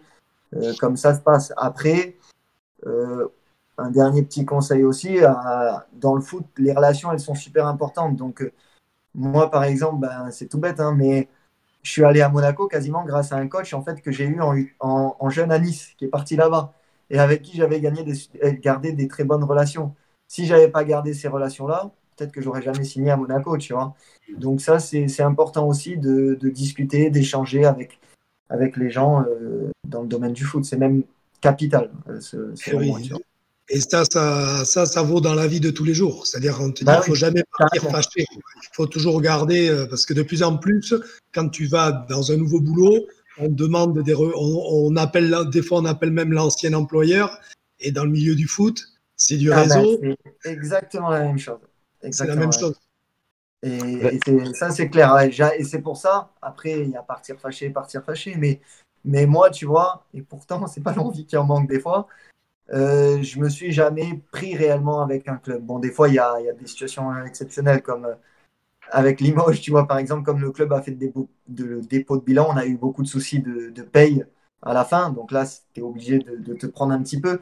Mais en tout cas, en termes de comportement, en tant que joueur ou quoi que ce soit, même si des fois, on n'adhère pas forcément, c'est assez important de rester plutôt propre. Parce que comme tu dis, après, il peut y avoir des répercussions et tu peux te faire carrément griller dans les futurs clubs, quoi. On a une question de Lucas GDB qui nous dit: quelle est ta situation en ce moment à Alès? Tu es parti pour être dans les 11 titulaires. Alors, ouais. À Alès, c'est très différent de la saison passée quand je les ai rejoints. Et tant mieux, j'ai envie de dire, puisque l'année dernière, disons qu'Alès, c'était un club plutôt de milieu de tableau, mais qui m'avait déjà parlé de toutes leurs ambitions. Donc, au moment où je les ai rejoints l'année dernière, ils avaient réellement besoin à mon poste, besoin d'un latéral. Donc, disons que j'étais venu pour jouer à 100%, tu vois. J'ai eu une petite blessure qui a fait que finalement, j'ai pu revenir que sur un match. Et après pour te dire, au niveau de l'effectif, j'étais revenu, on n'avait pas entraînement le lundi. Un mardi, il a donné le groupe le jeudi et j'étais déjà dans le groupe alors que je suis revenu d'un mois de blessure. Enfin, tu vois, c'était pas du tout les mêmes moyens. Mais le club m'avait déjà présenté leurs ambitions pour l'année suivante. Dont on a rediscuté de tout ça pendant le confinement, parce que moi j'étais en train de réfléchir si je prolongeais ou pas. Il se trouve que le discours du club, bon, il y a toujours une petite part de risque, comme je dis, mais il est hyper ambitieux. Ça a pris un très très gros groupe. Honnêtement, je pense que c'est la meilleure N3, on peut dire, dans laquelle j'ai été depuis toutes les N3 que j'ai fait, tu vois. Donc on a une très très belle équipe, avec une concurrence plutôt saine et pas d'une poste numéro 1, numéro 2 réellement définie. Donc, là, tu vois, ça s'est joué justement. Moi, je vais un peu tout présenter ça dans mes épisodes de QDF, mais ça s'est joué un peu sur la prépa. Et on peut dire que, honnêtement, que tu en mettes un ou l'autre, même j'ai envie de dire, j'aimerais pas être à la place du coach, tu vois, parce que les postes sont doublés et très souvent, dans ces niveaux-là, tu n'as pas les moyens pour avoir 2 joueurs du même niveau, on va dire. Et là, Alès a mis, on va dire, a investi pour pouvoir faire ça. Donc là, pour le moment, je suis en train d'essayer de gagner ma place. J'espère là, ce week-end, on a un très beau match contre Toulouse, donc j'espère le jouer. Mais c'est une très belle concurrence, mais c'est quelque chose que je voulais parce que les ambitions du club, ils sont très élevés et ils aimeraient être, tu vois, à moyen terme en National 1 d'ici 3-4 ans. Donc clairement, là, l'objectif, c'est la montée cette année. Et j'avais pas envie, on va dire, d'être dans une N3 pour me faire chier, entre guillemets. Tu vois, par exemple, quand j'étais à Agde, ok, c'est simple. Enfin, c'est simple. Tu peux facilement enchaîner des matchs, tu joues. Mais je peux te garantir que jouer un maintien toute l'année, c'est pesant, c'est compliqué. Tu prends pas beaucoup de plaisir aussi. Tu progresses peu à l'entraînement aussi parce que, bon, certes, c'est très important de jouer, mais quand tu as 4-5 séances par semaine et que là, on a en gros un groupe qui a le niveau N2, je peux te dire que les séances, c'est quelque chose, tu vois, que tu retrouves rarement, en tout cas en National 3. Donc voilà un peu. Cette année, il est relevé, hein. Votre championnat, il est très relevé. On a une très très belle poule. On n'a pas forcément super bien commencé, mais bon, c'est, j'ai envie de dire, assez anecdotique. Tu vois, on a fait un match nul, une défaite, ce qui n'est pas du tout dans nos objectifs. Mais le fond de jeu est là, tu vois, c'est la plus grosse bêtise, ce serait de s'affoler parce que notre groupe, il est vraiment qualitatif. On joue très très bien, donc je pense que ça, c'est aussi le temps que la mayonnaise prenne un petit peu. Et tu vois, pour terminer, pour te donner une petite idée en gros, Alès a conservé, on va dire, quand même une bonne base, hein, les 12-13 meilleurs joueurs de l'an passé, et a recruté, on va dire, presque encore des meilleurs. Donc, pour te donner une idée par rapport à la différence du groupe de la saison précédente. Ce qui est juste un tout petit peu dommage, c'est que s'il n'y avait pas eu le Covid, je pense que j'aurais pu beaucoup plus jouer la saison dernière, puisque sans dénigrer le groupe, la qualité n'était pas du tout la même que cette saison. Mais en tout cas, je suis vraiment très content et je pense qu'on va tous faire de très bonnes choses là, avec Alès. Donc voilà. T'as malheureusement pas eu de chance vu que t'as fait un match et juste après Covid, quoi. Ah ouais, et en plus, il y avait la blessure juste avant, quoi. Ouais. Ah ouais, tu vois, je signe le mardi, je m'entraîne, on s'entraîne le mercredi, on fait une oppo, je fais en plus une bonne oppo. Jeudi, entraînement, là je me pète. Je reviens pour le match contre Béziers, donc déjà je suis content d'être sur la feuille de match et mentalement ça me fait beaucoup de bien. Pour te dire, je pensais pas le jouer, hein, parce que j'étais revenu le mardi, tu vois. Je vois qu'il me prend dans le groupe, il me fait rentrer, je dis allez, c'est bon, ça fait plaisir. Le week-end suivant, on allait partir à Blagnac. Je pense que j'allais. Bon, j'étais déjà dans le groupe, il avait donné, mais je pense que j'allais commencer. Et on reçoit un message le vendredi, rentrer chez. Enfin, tout était annulé. J'étais dégoûté sur le moment, mais bon, après, c'était anecdotique au vu de la situation. Ouais, mais c'est vrai qu'individuellement, j'étais un peu deg. Mais bon, c'est comme ça. Voilà. Est-ce que vous voulez. Vas-y, je t'en prie, Sofiane. Sinon, durant toute ta petite carrière, quel est le joueur qui t'a le plus impressionné hors Mbappé Alors, c'est pas facile à dire. Je vais te faire un petit peu, pas forcément club par club, mais un peu selon différentes étapes. En jeune, à l'OGC Nice, je pense que ça vous dit rien, mais il y avait un gars qui s'appelait Anthony Ranieri, qui est rentré quand même quelques fois en Ligue 1, qui était vraiment un phénomène. Vraiment phénomène. Le style de jeu un peu à la Messi, tu vois. Très très fort, qui finalement aujourd'hui joue que en National 2, mais qui fait. Oula, j'ai un papillon à côté de moi, qui fait quand même une petite carrière. Qui a joué en N1 à Toulon. Là, il est en N2 à Toulon, qui a joué à Grasse. Enfin, tu vois, qui fait une carrière correcte, mais qui était vraiment impressionnant en jeune. Un des rares joueurs que j'ai trouvé aussi bon en jeune que Mbappé. Pourtant, tu vois, c'est pas la même trajectoire différente, malheureusement. C'est ça. Et après, dans les périodes de l'OGC Nice, pas des joueurs qui m'ont bluffé, mais quelqu'un que j'ai eu en concurrence en plus, Olivier Boscagli, qui était, lui, je sais pas si ça vous dit quelque chose, Oui, sais, pas il joue. un phénomène, La mais joie. littéralement exemplaire. Tu sais, le joueur un peu parfait, vraiment propre dans tous les domaines, offensivement, défensivement. C'était très classe. Et tu voyais que ça pouvait aller assez haut, qui est au PSV Il est au maintenant. PSV Eindhoven, ouais. Ouais. Et vraiment, lui, j'aimais beaucoup. Et en plus, comme moi, j'avais un an d'avance en cours, donc je m'entraînais beaucoup avec les 97 et sa génération. Et quand moi, je jouais latéral gauche, quand tu avais ce gars-là, qui avait un an de plus, je ne vais pas dire que tu regardes un peu en exemple, mais c'est vrai que c'était un joueur très, très propre et qui m'impressionnait quand même. À Monaco, bon, bien sûr, tu avais Mbappé. Istres, un très, très bon joueur, je ne sais pas si ça vous dit quelque chose. Youssouf Sarri, qui était assez au-dessus du lot, qui a joué à l'OM, qui est rentré quelques fois aussi en pro et qui est à l'étranger, un petit, qui était très, très fort. Et après, plus récemment, comme quoi, bon, le foot, ça va vite au sein. C'est pas si simple. J'ai un pote qu'on voit très souvent sur ma chaîne qui s'appelle Ashraf Beris. Et je dis pas ça parce que c'est un ami. C'est quelqu'un qui a une incompréhension du football pour moi, qui aurait pu. Justement, on parlait de la Coupe de France. Lui, on avait joué contre une Ligue 1 là-bas, celle de Dijon, qui a fait un match qui a surclassé le niveau alors que Dijon avait amené son équipe type. Hein, et qui est un gars qui a toujours joué en N2, N3. Et je peux t'assurer que j'ai rarement vu quelqu'un d'aussi fort pourtant. Il jouait à Saint-Etienne, c'est pas ça? Non, Pas lui, Ashraf. il a joué vraiment. Par contre, justement, j'allais terminer sur lui. Un jeune, comme quoi, justement, où encore tout va très vite. Ma première année en N3, un gars que je connais était en Régional 1 à Grasse, mais ne jouait jamais. Il avait 18 ans. Il le faisait toujours descendre en 19 et tout. Et il intègre le Canet Rocheville, le club où j'étais, lui fait intégrer le groupe National 3 sans aucune garantie. Mais lui, il préfère aller là-bas puisqu'il est à Grasse, il est en R1, il ne joue pas. Donc il part en National 3 là-bas. Première saison, je crois il arrive à la trêve, il fait 2 matchs. Tu sens qu'il y a quelque chose, hein, franchement. Mais bon, le coach ne le fait pas énormément jouer. Saison suivante, il joue tout, il met 13 buts, il signe pro à Saint-Etienne. Voilà. Il s'appelle Sami Bagdadi. Malheureusement, il a fait quand même 3 saisons à Saint-Etienne, hein, donc contrat pro de 3 ans, ce qui n'est pas dégueulasse. Et là, il est redescendu en National 2, où il fait des saisons pleines avec Grasse. Mais le gars, il se retrouvait à jouer en U19 au niveau régional. Un an et quelques après, il signe pro à Saint-Etienne. Il s'est entraîné, mais je ne crois pas qu'il ait fait de rentrée en Ligue 1. Mais bon, tu vois, ce genre d'exemple quand même qui est plutôt sympa.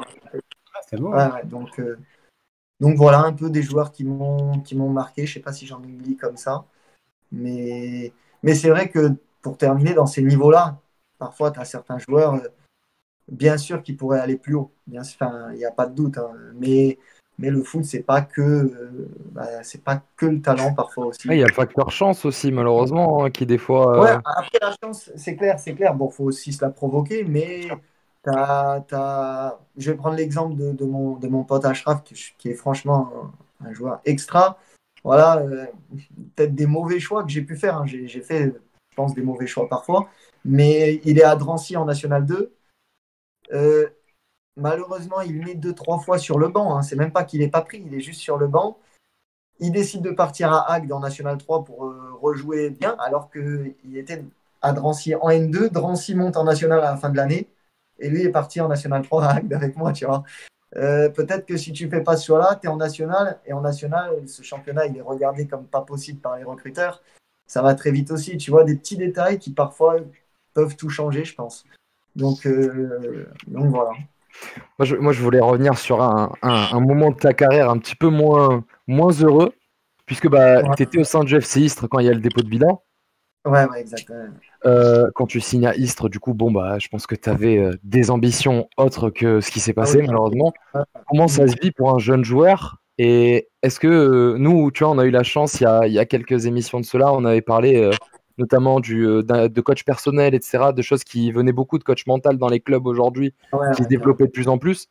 Comment tu le vis à ce moment-là? Et est-ce que tu penses que, je pense pas que tu l'as dû très bien le vivre, mais est-ce que tu penses qu'une aide externe, ça aurait pu peut-être, tu vois, genre, je sais pas, te rebooster ou te donner d'autres... Après, je l'ai plutôt bien vécu quand même, parce que j'ai franchement une chance, c'est mes parents et même ma famille est bien présente pour moi. Et justement, mon père était un petit peu dans le sport auto. Donc même si c'est un tout autre sport, c'est la même merde partout, on peut dire. C'est les mêmes galères. Il faut avoir un peu le même mental. Tout à l'heure, même tu parlais du travail, que des fois il y a des similitudes, mais le sport, le travail et tous les sports au final se ressemblent un petit peu. Donc j'ai eu vraiment de la chance que beaucoup, mon père, même mes parents généralement, m'ont toujours soutenu dans les moments même un petit peu difficiles. Pourtant, ils ne sont pas du tout, comme je dis, du milieu footballistique à la base, mais il y a des similitudes avec les autres sports. Et c'est vrai que quand ça se passe comme ça avec Istres, j'étais vraiment dégoûté parce que tu pars de Monaco parce que tu sens que là-bas, c'est un autre monde et c'est un peu bouché.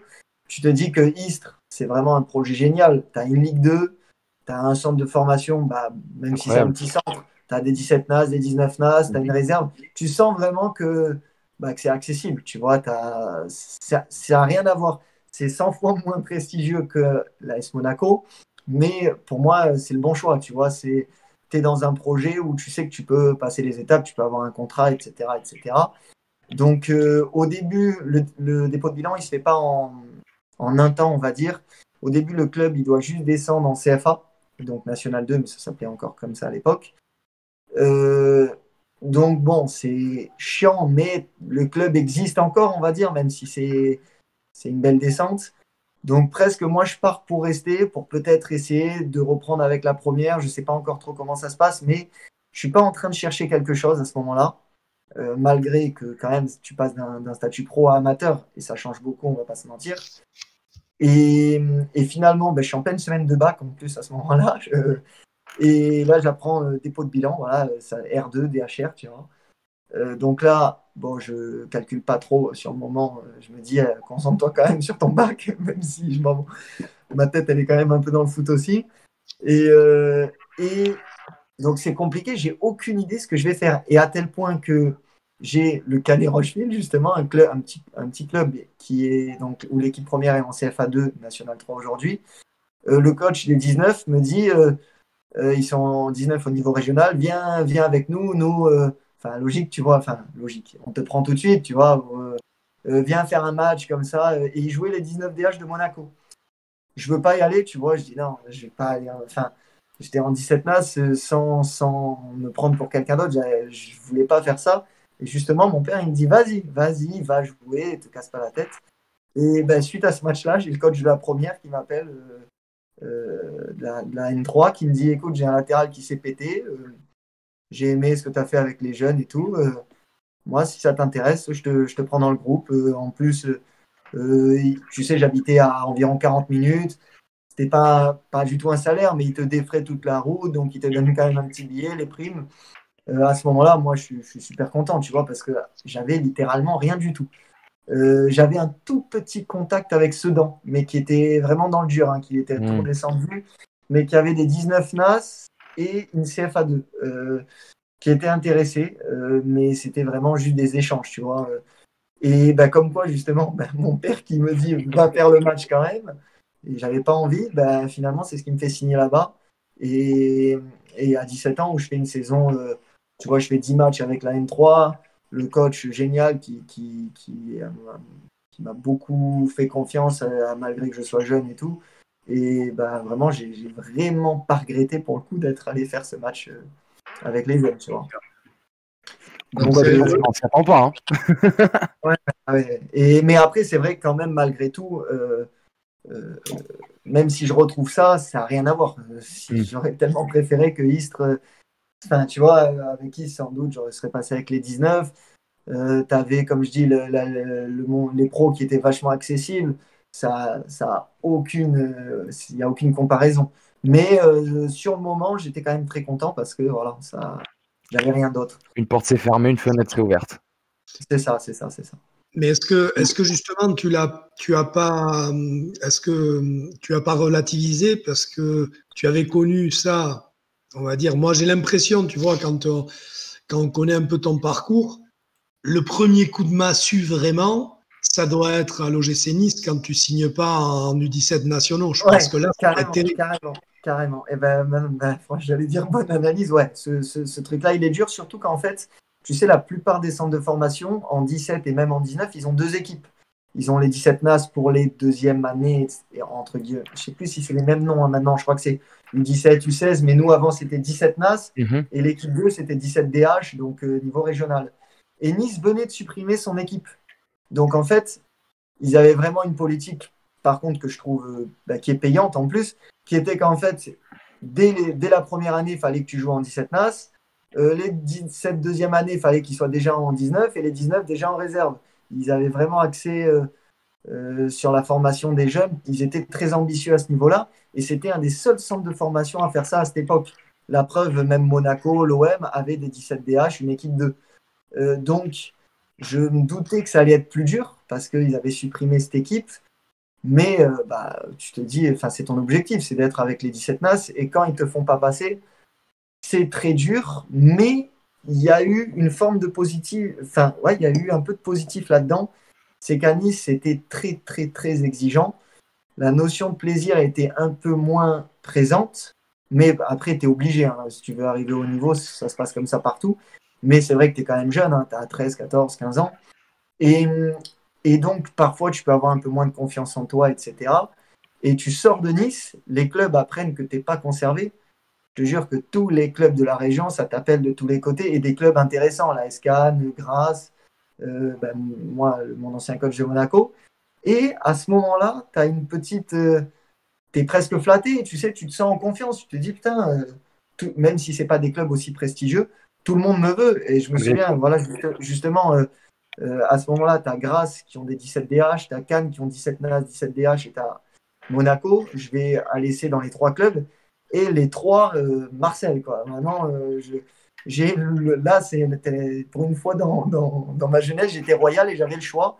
Et je suis allé à Monaco, bizarrement, pas pour le prestige, vraiment par la relation que j'avais avec l'entraîneur. En fait, que c'était quelqu'un que j'avais déjà eu et j'avais privilégié ça. Et avec du recul, j'ai aussi bien fait pour le prestige parce que c'est vrai que dans la tête des gens, pour les clubs, avoir joué à l'AS Monaco, ça reste, ça a plus de gueule que l'AS Cannes que Grasse. Mais à ce moment-là, je ne l'ai pas fait pour ça. Je l'ai vraiment fait pour le coach. Et d'ailleurs, je n'ai pas regretté parce que il m'a tout fait jouer, il m'a fait faire des piges avec les NAS. Il a été au top, vraiment au top pour moi et ne m'a absolument pas bloqué quand j'ai voulu partir à Is. Enfin, tu vois, on revient en relation, c'est trop important. T'avais fait le tournoi de Montaigu, non, à Monaco? Ouais, je l'ai fait. Justement, en fait, tu vois, à ce moment-là, tu sais, normalement, c'est que les 17 NAS qui partent là-bas. Et c'est ce coach-là, il dit, j'ai besoin d'un joueur, un latéral en plus. Il m'appelle, il me dit, le Bruno Irles, qui était le coach des 17 NAS à ce moment-là, il a besoin de quelqu'un, va t'entraîner avec eux. Je me suis bien entraîné et Bruno m'a pris dans le groupe pour Montaigu. Et d'ailleurs, même à mon étonnement, ils avaient du monde à mon poste et à Montaigu, Bruno, le coach, me faisait tout jouer en gros, tu vois. Et j'étais pas dégueulasse. Et peut-être que j'aurais pu rester à Monaco si Bruno Irles était resté. Mais lui est parti, il y avait différentes complications, même un peu avec Mbappé aussi. Et lui est parti à Arles-Avignon, du coup, j'ai pas eu de proposition des 17 NAS, ce qui fait que pour moi, j'avais 100 fois plus. C'était beaucoup plus intéressant d'aller dans un plus petit centre de formation jouer en 17 NAS qu'être à Monaco au niveau régional, tu vois. Donc voilà, et c'est pour ça que quand même j'ai pu faire quelques petites piges avec Mbappé, justement, et tout ça à Monaco. On a 2 questions qui se ressemblent un peu. Bon, je vais te poser les 2. Et c'est une question d'Andeva64 et des enfants terribles du foot. Donc Andeva, il te dit, pourquoi pas tenter ta chance aux Pays-Bas, en Belgique ou au Portugal? Il y a beaucoup de joueurs français niveau national en première division. Et les enfants terribles, il dit, et l'Oval, pourquoi t'es pas parti aux États-Unis? Beaucoup d'opportunités foot business pour les Français et cadre de vie super sympa. Bonne continuation. Pourquoi pas avoir essayé l'étranger? Il est jeune encore. Non, mais tu réponds à mes questions à ma place. C'est un petit peu ça. En fait, je suis absolument pas fermé, même je suis carrément ouvert à aller jouer à l'étranger. Hein.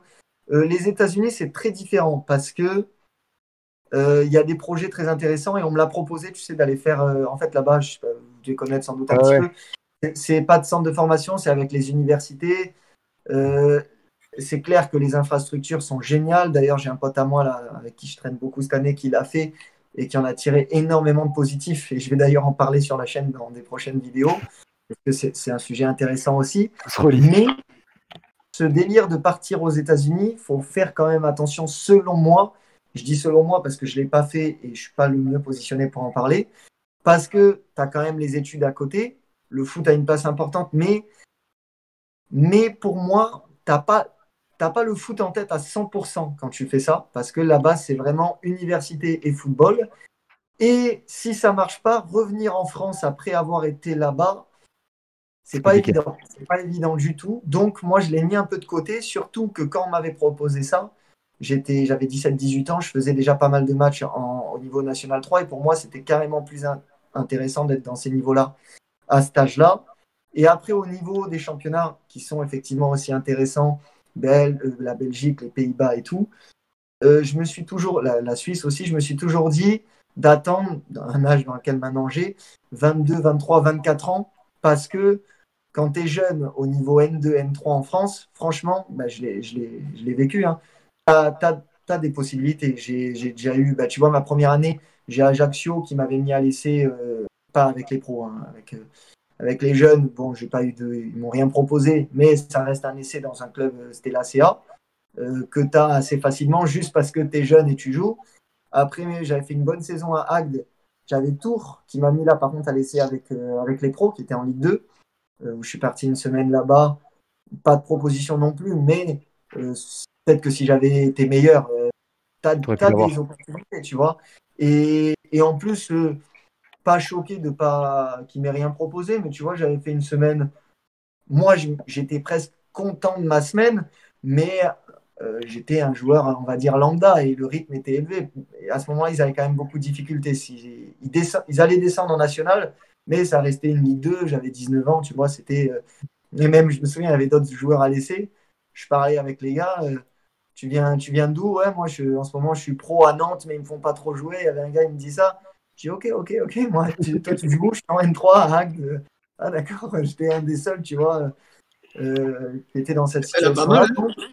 T'en as pas mal qui sont passés par ce cursus. Même un qui a été invité chez nous et qui a été formé au Girondins, Jonathan Grady. C'est pareil. Okay. Il est parti signer en réserve à Tours. Et des blessés, il fait un match, 2 matchs, boum, et maintenant il joue à Lens. Ouais, titulaire à Lens. Et à Bordeaux, il n'avait jamais joué, même pas en CFA. C'est vrai que quand tu joues en CFA, CFA2, et en plus que tu es jeune, les clubs, ils regardent tous les week-ends, tu as du monde, pas forcément du monde en public, mais du beau monde en termes de recruteurs, etc. Et donc, moi, je m'étais dit que le plus cohérent, c'était de rester jusqu'à du 22, 23, 24 ans. Là, je ne te cache pas que je n'ai pas cherché, par exemple, j'ai pas encore cherché pour partir à l'étranger, mais si je devais partir d'Alès un jour, ça pourrait carrément être quelque chose que j'aimerais étudier. Mais j'ai quand même fait un essai aux Pays-Bas, il y a justement après ma saison à Agde. Mince, j'ai oublié le nom du club. Helmond Sport, qui était en D2. Je suis parti, donc une Ligue 2 là-bas. C'était en termes de niveau, c'était moins bon, par exemple, quand même que Tours, qui était en Ligue 2 française. Mais franchement, ça jouait. Hein. C'était infrastructure géniale. Vraiment très propre, mais là c'était différent parce que c'est pas le club qui m'avait démarché, c'est un agent qui m'avait envoyé là-bas. Il y avait d'autres joueurs à l'essai, c'était un essai un peu plus bidon, tu vois, tu avais plus de joueurs qui venaient, ils t'avaient pas ciblé, alors que quand l'essai à Ajaccio ou l'essai à Tours, ils sont vraiment venus voir jouer, ils connaissent vraiment qui ils ramènent, tu vois. Mais donc j'avais quand même tenté l'expérience, pareil, pas de retour non plus de leur part. Et j'avais quand même une petite complication, c'est que dis-toi, je m'étais fait, moi j'aime bien, tu sais, les petites entorses, si je suis la chaîne, je m'étais fait une légère entorse du genou à ce moment-là, et je revenais après cet essai, en gros, de 3 semaines sans jouer, et je suis parti direct à l'essai. Donc j'étais pas dans ma méga forme, mais comme je dis, c'était pas trop ciblé, et c'était pas génial, on va dire. Donc, mais pour finir, je suis carrément, ça peut m'intéresser de partir à l'étranger. Même si, aussi, avec YouTube, ça me donne aussi plus envie de rester en France parce que les gens te suivent. Je pense qu'il y a plus d'intérêt à rester, mais je me priverai jamais d'une bonne opportunité à l'étranger, ça c'est sûr. Ouais, toutes les vidéos que tu fais, que ce soit avec qui, ce que tu as pu faire avec Leandro, Ouais, tout ça, tu hein. pourras peut-être pas forcément le faire à l'étranger, quoi. C'est clair. Et après aussi, partir à l'étranger, il faut pas partir n'importe où, tu vois, parce que tu as des gens qui te disent, j'ai déjà entendu, ouais, de la D4 en Suisse, elle a le niveau CFA en France, CFA 2. Je connais pas spécialement, mais non, tu vois, si tu pars faut être au moins dans de la D2, à la limite de la D3, mais sinon, Je connais du monde en D4, c'est vraiment non, hein. Ça n'a pas du tout. Je pense que tu peux accepter pour le kiff du footballeur, hein, des divisions vraiment inférieures, c'est encore en Angleterre, quoi. Parce que même en Ligue 1, tu vois le. Voilà. Totalement d'accord. Voilà. Angleterre, Allemagne, tu vas même en D5, t'as du monde, ça joue, c'est rien à dire. Et tu as des clubs mythiques qui sont dans les bas-fonds. Dans les bas-fonds, je m'entends, mais même en D4 anglaise, tu vas trouver des clubs mythiques. De toute façon, c'est simple, la D4 anglaise, elle est professionnelle. Donc, justement, tu vois, l'année dernière, même si tout n'était pas rose à Saint-Priest, à un moment, le coach tenait un discours cohérent. C'est pas parce qu'en France, nous, on n'a pas le statut qu'on ne doit pas se comporter comme une équipe pro. Hein. On s'entraîne les matins. Regardez à l'étranger, en Allemagne, en Angleterre, D4, c'est pro. Hein. C'est pas parce que nous, on est peut-être un peu cons qu'on ne doit pas faire pareil dans l'attitude, au moins, tu vois. Donc, moi, je voulais te demander une chose qu'on demande souvent à nos invités, et je vais te prendre au dépourvu. Et je voulais te demander, est-ce que tu aurais une anecdote que tu n'as jamais racontée et que tu aurais à nous raconter? Ça peut être quelque chose qui soit passé dans le monde du foot, dans les backstage, tout ce que tu veux. On a déjà eu de tout. On a déjà eu des choses en match. J'en ai sorti une dans un direct avec une connaissance la dernière fois qui était pas mal du tout sur Mbappé, que j'avais jamais sorti, que j'avais même prévu de sortir en vidéo. Attends, mais elle, je l'ai déjà sorti. Je sais pas si ça vous intéresse. Vas-y, tu peux, vraiment. On veut un truc, on aime le conscient, tu vois. Je recycle, mais je l'ai très très rarement dit. J'ai dû le dire 2-3 fois maximum, qui montre la détermination du gars. Justement, donc j'avais joué avec lui de temps en temps à Monaco. Je joue contre lui 2 ans plus tard avec le Canet Rocheville. Lui est titulaire avec la réserve, et c'était réserve mélangée 19 de Monaco. Lui est titulaire, moi je suis sur le banc en N3, je suis déjà très content, j'ai 17 ans. Lui il a 16 ans, on est de la même génération, mais je suis janvier, il est de décembre, donc en gros on a un an d'écart. Et donc lui est titulaire, moi je suis remplaçant, comme je dis, je suis déjà très content d'être en N3 et remplaçant à cet âge-là. Il fait un bon match, presque un très bon match, mais sans non plus que ce soit... Pour lui, à l'époque, c'est pas non plus fou, mais franchement, il fait un très bon match. Et comme on se connaissait, automatiquement, comme tout le monde, dans les tribunes, mes parents sont avec ses parents, mais parce que c'est des connaissances de jeunesse, donc tu discutes. Et à la fin, je sais plus si c'est ma mère ou mon père, elle dit à la mère de Kylian, super Kylian, quoi, super match. Et elle lui dit, non, dégueulasse.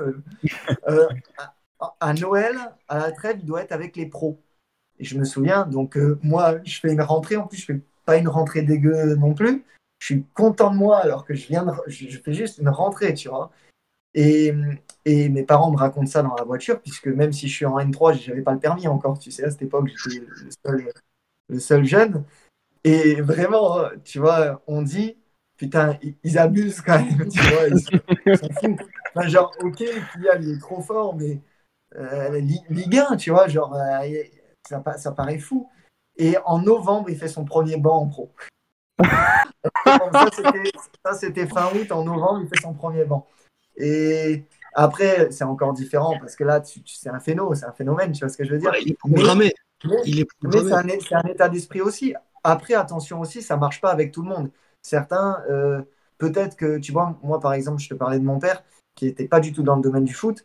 Peut-être, des fois, on s'est déjà dit, ouais, si j'avais eu quelqu'un qui m'avait poussé plus jeune, peut-être que j'aurais plus progressé, j'aurais été plus programmé. Mais tu as aussi le cas inverse. J'ai connu des joueurs qu'on a voulu pousser. Ça a été totalement l'inverse. Avec Mbappé, ça a marché, mais il y a beaucoup d'exemples pour qui ça n'a pas marché du tout. Et justement, dans sa tête. C'est ça. Mais après lui le voulait aussi. Hein. Il le voulait complètement. C'était un gars justement, un gars un peu type CR7, enfin, tu vois ce que je veux dire, machine de guerre et travailleur, et il savait où il voulait aller. Hein. Après, il avait le Ça talent. râle. Et dans le chat, ça râle parce qu'on a Liaos93 qui dit: oh non, on la connaît déjà celle-là. Ça doit être un gars qui te suit tout le temps. Attends, je vais réfléchir, mais attends, c'est vrai que là, comme ça, une anecdote. Il y a Yaos qui est arrivé à 21h00 et qui a dit il est où Val. Donc, c'est un big up, hein, et je pense que t'es un grand fan là. C'est très bien, je prends. Mais non, attends, comme ça, une que j'ai. Franchement, attends, tu vois, c'est vrai que j'ai pas du tout réfléchi. Attends, on va penser. Comme ça, attends, j'en ai pas. Si j'en ai une qui me revient dans le live, je te dis, j'essaie de réfléchir. Vas-y. Bah écoute, il y a Tibarel qui disait: tu as une très grande maturité. Parmi les jeunes que tu as cités comme très doués, y a-t-il aussi une part d'immaturité qui peut leur faire valoir des mauvais choix, un manque de sérieux au moment de franchir un palier décisif, etc. Ouais, mais peut-être même que j'ai pas forcément cité, mais carrément, je te jure, à Nice, à Monaco, des gars tellement forts. Genre, tu vois, Mbappé, oui, c'était un phénomène, mais j'ai déjà vu des gars où j'ai presque dit la même chose, où j'ai dit, le gars que je te parlais, où j'ai dit c'est trop fort, et qui finalement sont soit dans les niveaux dans lesquels je suis M2, M3, soit ne sont nulle part aussi. Il y a 3-4 non, c'était quand? Ouais, il y a 3-4 ans, avant que je fasse, 3 ans avant que je fasse YouTube, on organise un tournoi, tu sais, aux alentours de Nice, un tournoi de five, enfin, tu sais, comme n'importe qui le ferait, tu vois, où il y a des gars qui viennent un peu de partout, enfin, de partout du département. Et moi, à ce moment-là, j'étais déjà en N3, et je vois un pote à moi qui était très, très, très fort à l'OGC Nice. Tu sais, le gars où tu disais, ouais, il a ses chances vraiment d'y arriver. Hein. Et je le vois, je lui dis, putain, tu deviens quoi? Ça me fait super plaisir. Moi, je m'attends à ce qu'il... Pour moi, même s'il faut, il était encore à Nice, je ne savais plus du tout de nouvelles.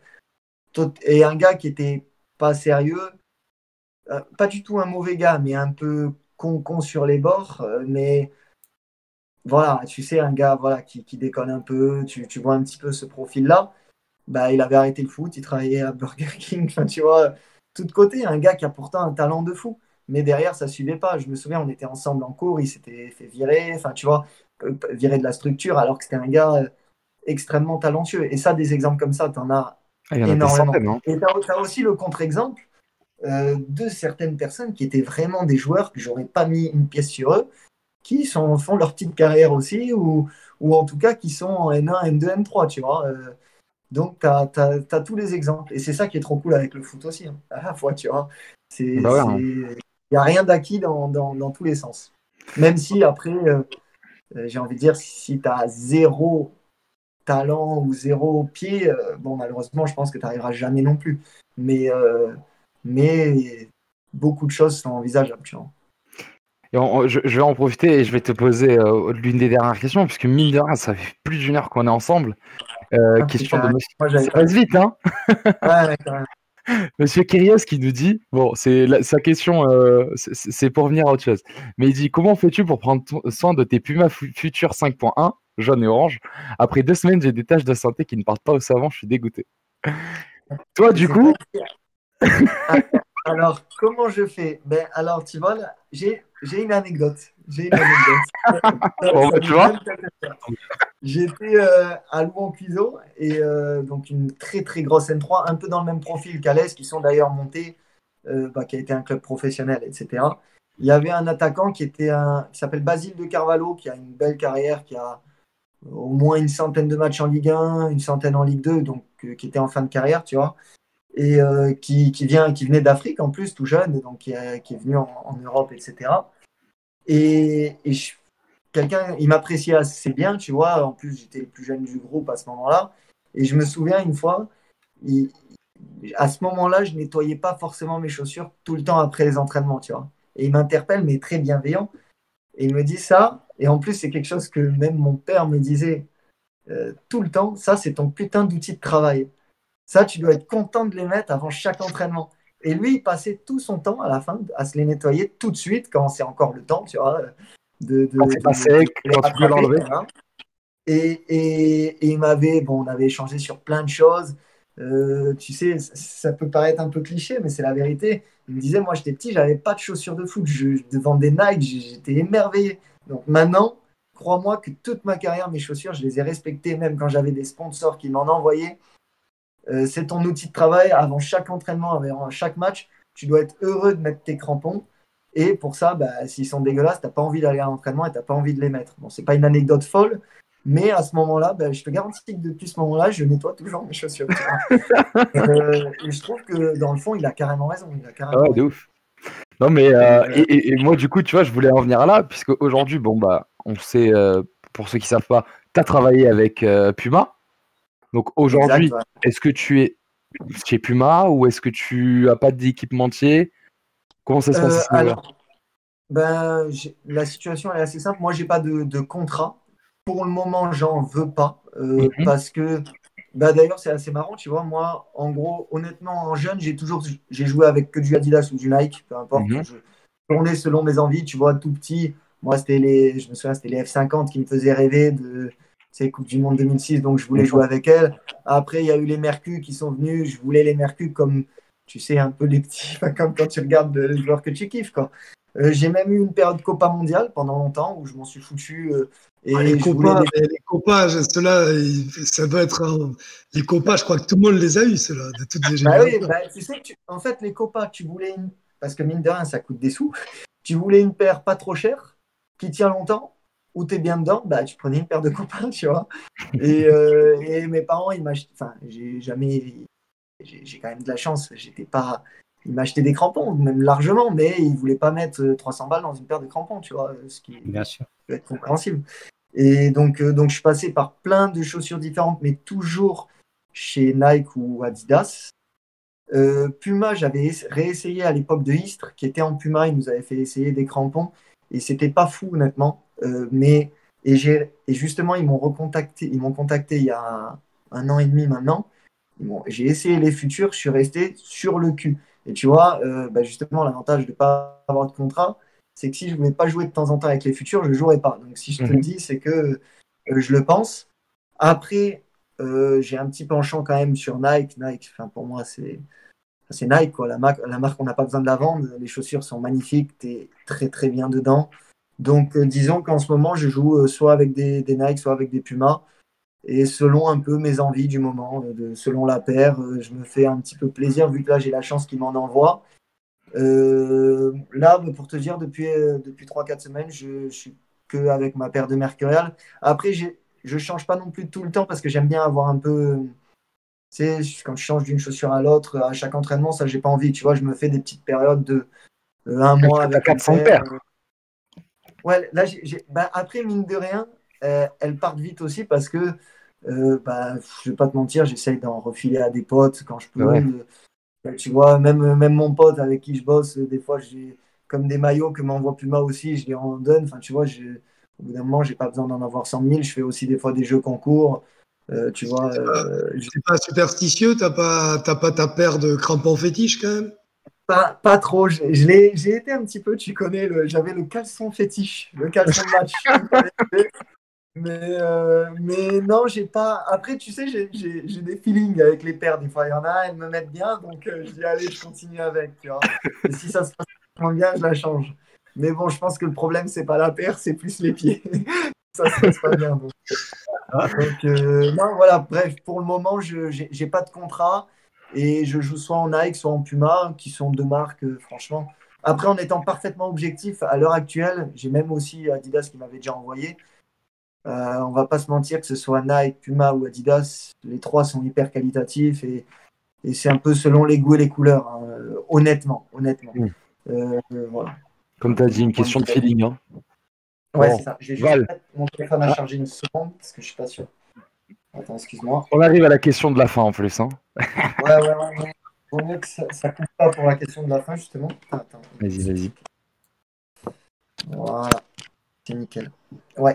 Bon, Val, c'est la question habituelle, celle qu'on pose à tous nos invités. Et du coup, tu vas en faire partie de cette question. Donc, si tu avais 3 personnes à nous conseiller à faire venir à AS Foot, tu peux nous dire des joueurs, pas forcément que des joueurs, tu vois, il y a des joueurs, des entraîneurs, ce que tu veux. Si tu avais 3 personnes à nous faire intervenir, sachant qu'il nous faut des bons clients, tu vois, des gens comme toi avec qui on va parler pendant 1h30, on va pas l'avoir passé, tu vois. Okay. Putain, tu me prends au dépourvu en train de c'est pas facile. Non, parce que j'ai pas C'est une envie, question obligatoire au dépourvu, tu vois. j'ai pas envie de te conseiller des mauvaises personnes. Après, je connais pas énormément, mais j'ai déjà échangé avec lui. Steve Savidan peut être intéressant, une personne qui est pas mal présente sur les réseaux sociaux. Toujours au taquet. Ouais, une sacrée carrière de joueur, qui a vécu une expérience en tant qu'entraîneur, qui crée des choses assez cool. Donc moi perso, c'est quelqu'un que je suis, avec qui j'ai juste parlé en message Insta, donc je pourrais même pas. T'inquiète, ça après on s'en charge, c'est ça. Non, mais autant que si je connais, autant que je te fasse gratter, tu vois. mais c'est quelqu'un, moi en tout cas, si j'étais si je me mets à la place d'un auditeur, ça m'intéresserait d'entendre cette personne. Après, tu vois, dans des profils de personnes qui jouent dans les niveaux où je suis un petit peu, tu as des profils très intéressants. Même peut-être, tu vois, mon pote Ashraf, par exemple, lui, il a fait 10 000 clubs. Il a commencé toute sa jeunesse, il a joué en district.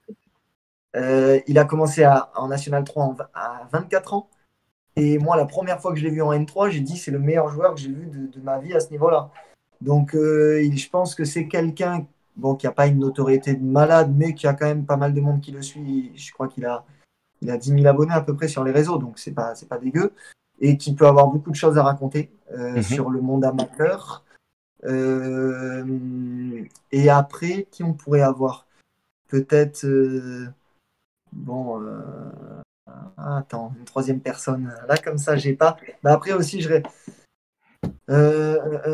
tu vois, j'ai plus de contact avec lui, mais j'aurais été curieux, moi, en tant qu'en plus supporter de l'OGC Nice. Je te parlais de Olivier, là, Boskagli. qui a brillé à Nîmes et que, pour je ne sais quelle raison, n'a jamais beaucoup eu sa chance à Nice alors qu'il performait. Un gars comme ça peut être intéressant d'avoir. Tu vois, un jeune joueur un peu qui a une carrière sans que ce soit la plus grande du monde, mais qui a vécu des moments où il joue pas dans un club alors qu'il joue tout dans un autre. Tu vois, c'est super intéressant. Je serais même très heureux de ramener Olivier, hein, vraiment. Hein. Ouais. Et en plus, c'est quelqu'un de pas con, de très bien. Donc, Steve Savidan, Ashraf Veris et Monsieur Olivier Boskagli, c'est ça? Ouais, ce seraient mes trois personnes. C'est noté. Bon, les amis, ça fait plus d'une heure qu'on est avec Val. C'était un très très bon live une fois de plus. Je pense que vous le voyez, je suis très content. Val, ce qu'on fait d'habitude, c'est que nous, on va dire au revoir aux gens. Et à la fin, on te laisse le mot de la fin et tu nous dis le mot de la fin. Tu peux dire ce que tu veux. Si tu veux dire un mot, une phrase. Alors, il faut que tu le dises bien parce qu'à chaque fois, on va dire chacun notre tour. Chacun notre tour, on dit au revoir et après, c'est à toi. Les trucs et puis après, on pense que c'est fini. Moi, le problème, j'ai envie de l'entendre. Ça fait un moment qu'on l'a pas entendu. Non, mais le problème, c'est que. Excusez. Vas-y. J'allais dire que le problème, c'est que chez moi, les mots de la fin, ils sont simples. C'est n'oubliez pas de vous abonner, activez la cloche. Tu peux le faire, il y aura le replay sur YouTube. Tu peux le faire, ça nous marchera aussi, ça suffira. Bon, on va voir ça, on va improviser. Vas-y, Sofiane, je t'en prie alors. En tout cas, déjà, je voulais te remercier d'être venu déjà. Hein. C'est super sympa. Parler du foot amateur, etc. Franchement, c'est super cool. J'en ai appris beaucoup. Je te connaissais pas comme, par exemple, Léandre te connaissait. Donc, maintenant, je suis aussi de mon côté. Et c'était super. Et merci au chat, à tout le monde. Et c'était super cool. Merci. C'était un plaisir partagé, franchement. Nando, je t'en prie. Ouais, merci beaucoup. Moi, c'est pareil. Je te connaissais que de nom. J'ai été un petit peu fouillé. J'ai vu tout ce que j'ai trouvé. Je trouve que c'est, tu vois, même on voit les petits jeunes qui viennent sur le chat poser des questions. Si tu veux, je trouve que c'est très bienveillant. Et ta démarche, elle est même surprenante vu ton âge. Enfin, tu vois, surprenante, mais dans le bon sens, tu vois. Et donc voilà, mais merci beaucoup d'être venu. J'ai passé un très bon moment, tu vois, je suis le vieux de l'équipe. Et écoute, on a trouvé, puis tu vois, j'ai même répondu à des questions à ta place, donc c'est super. Carrément.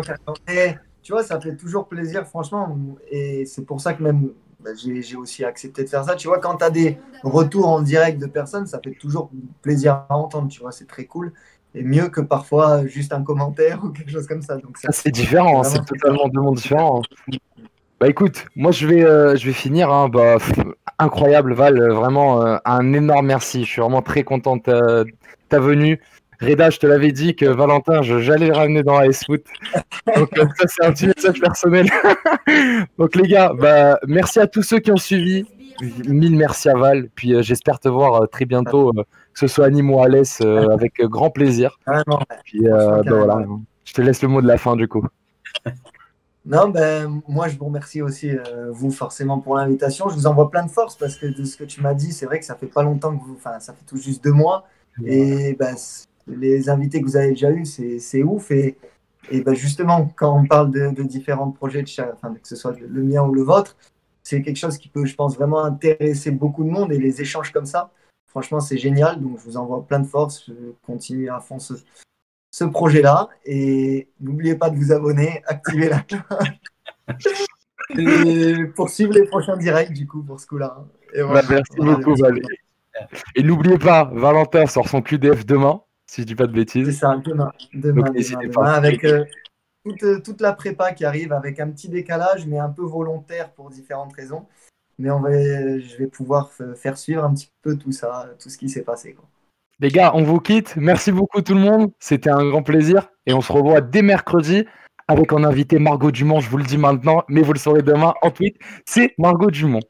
Bonne fin de soirée à vous les gars. Ciao.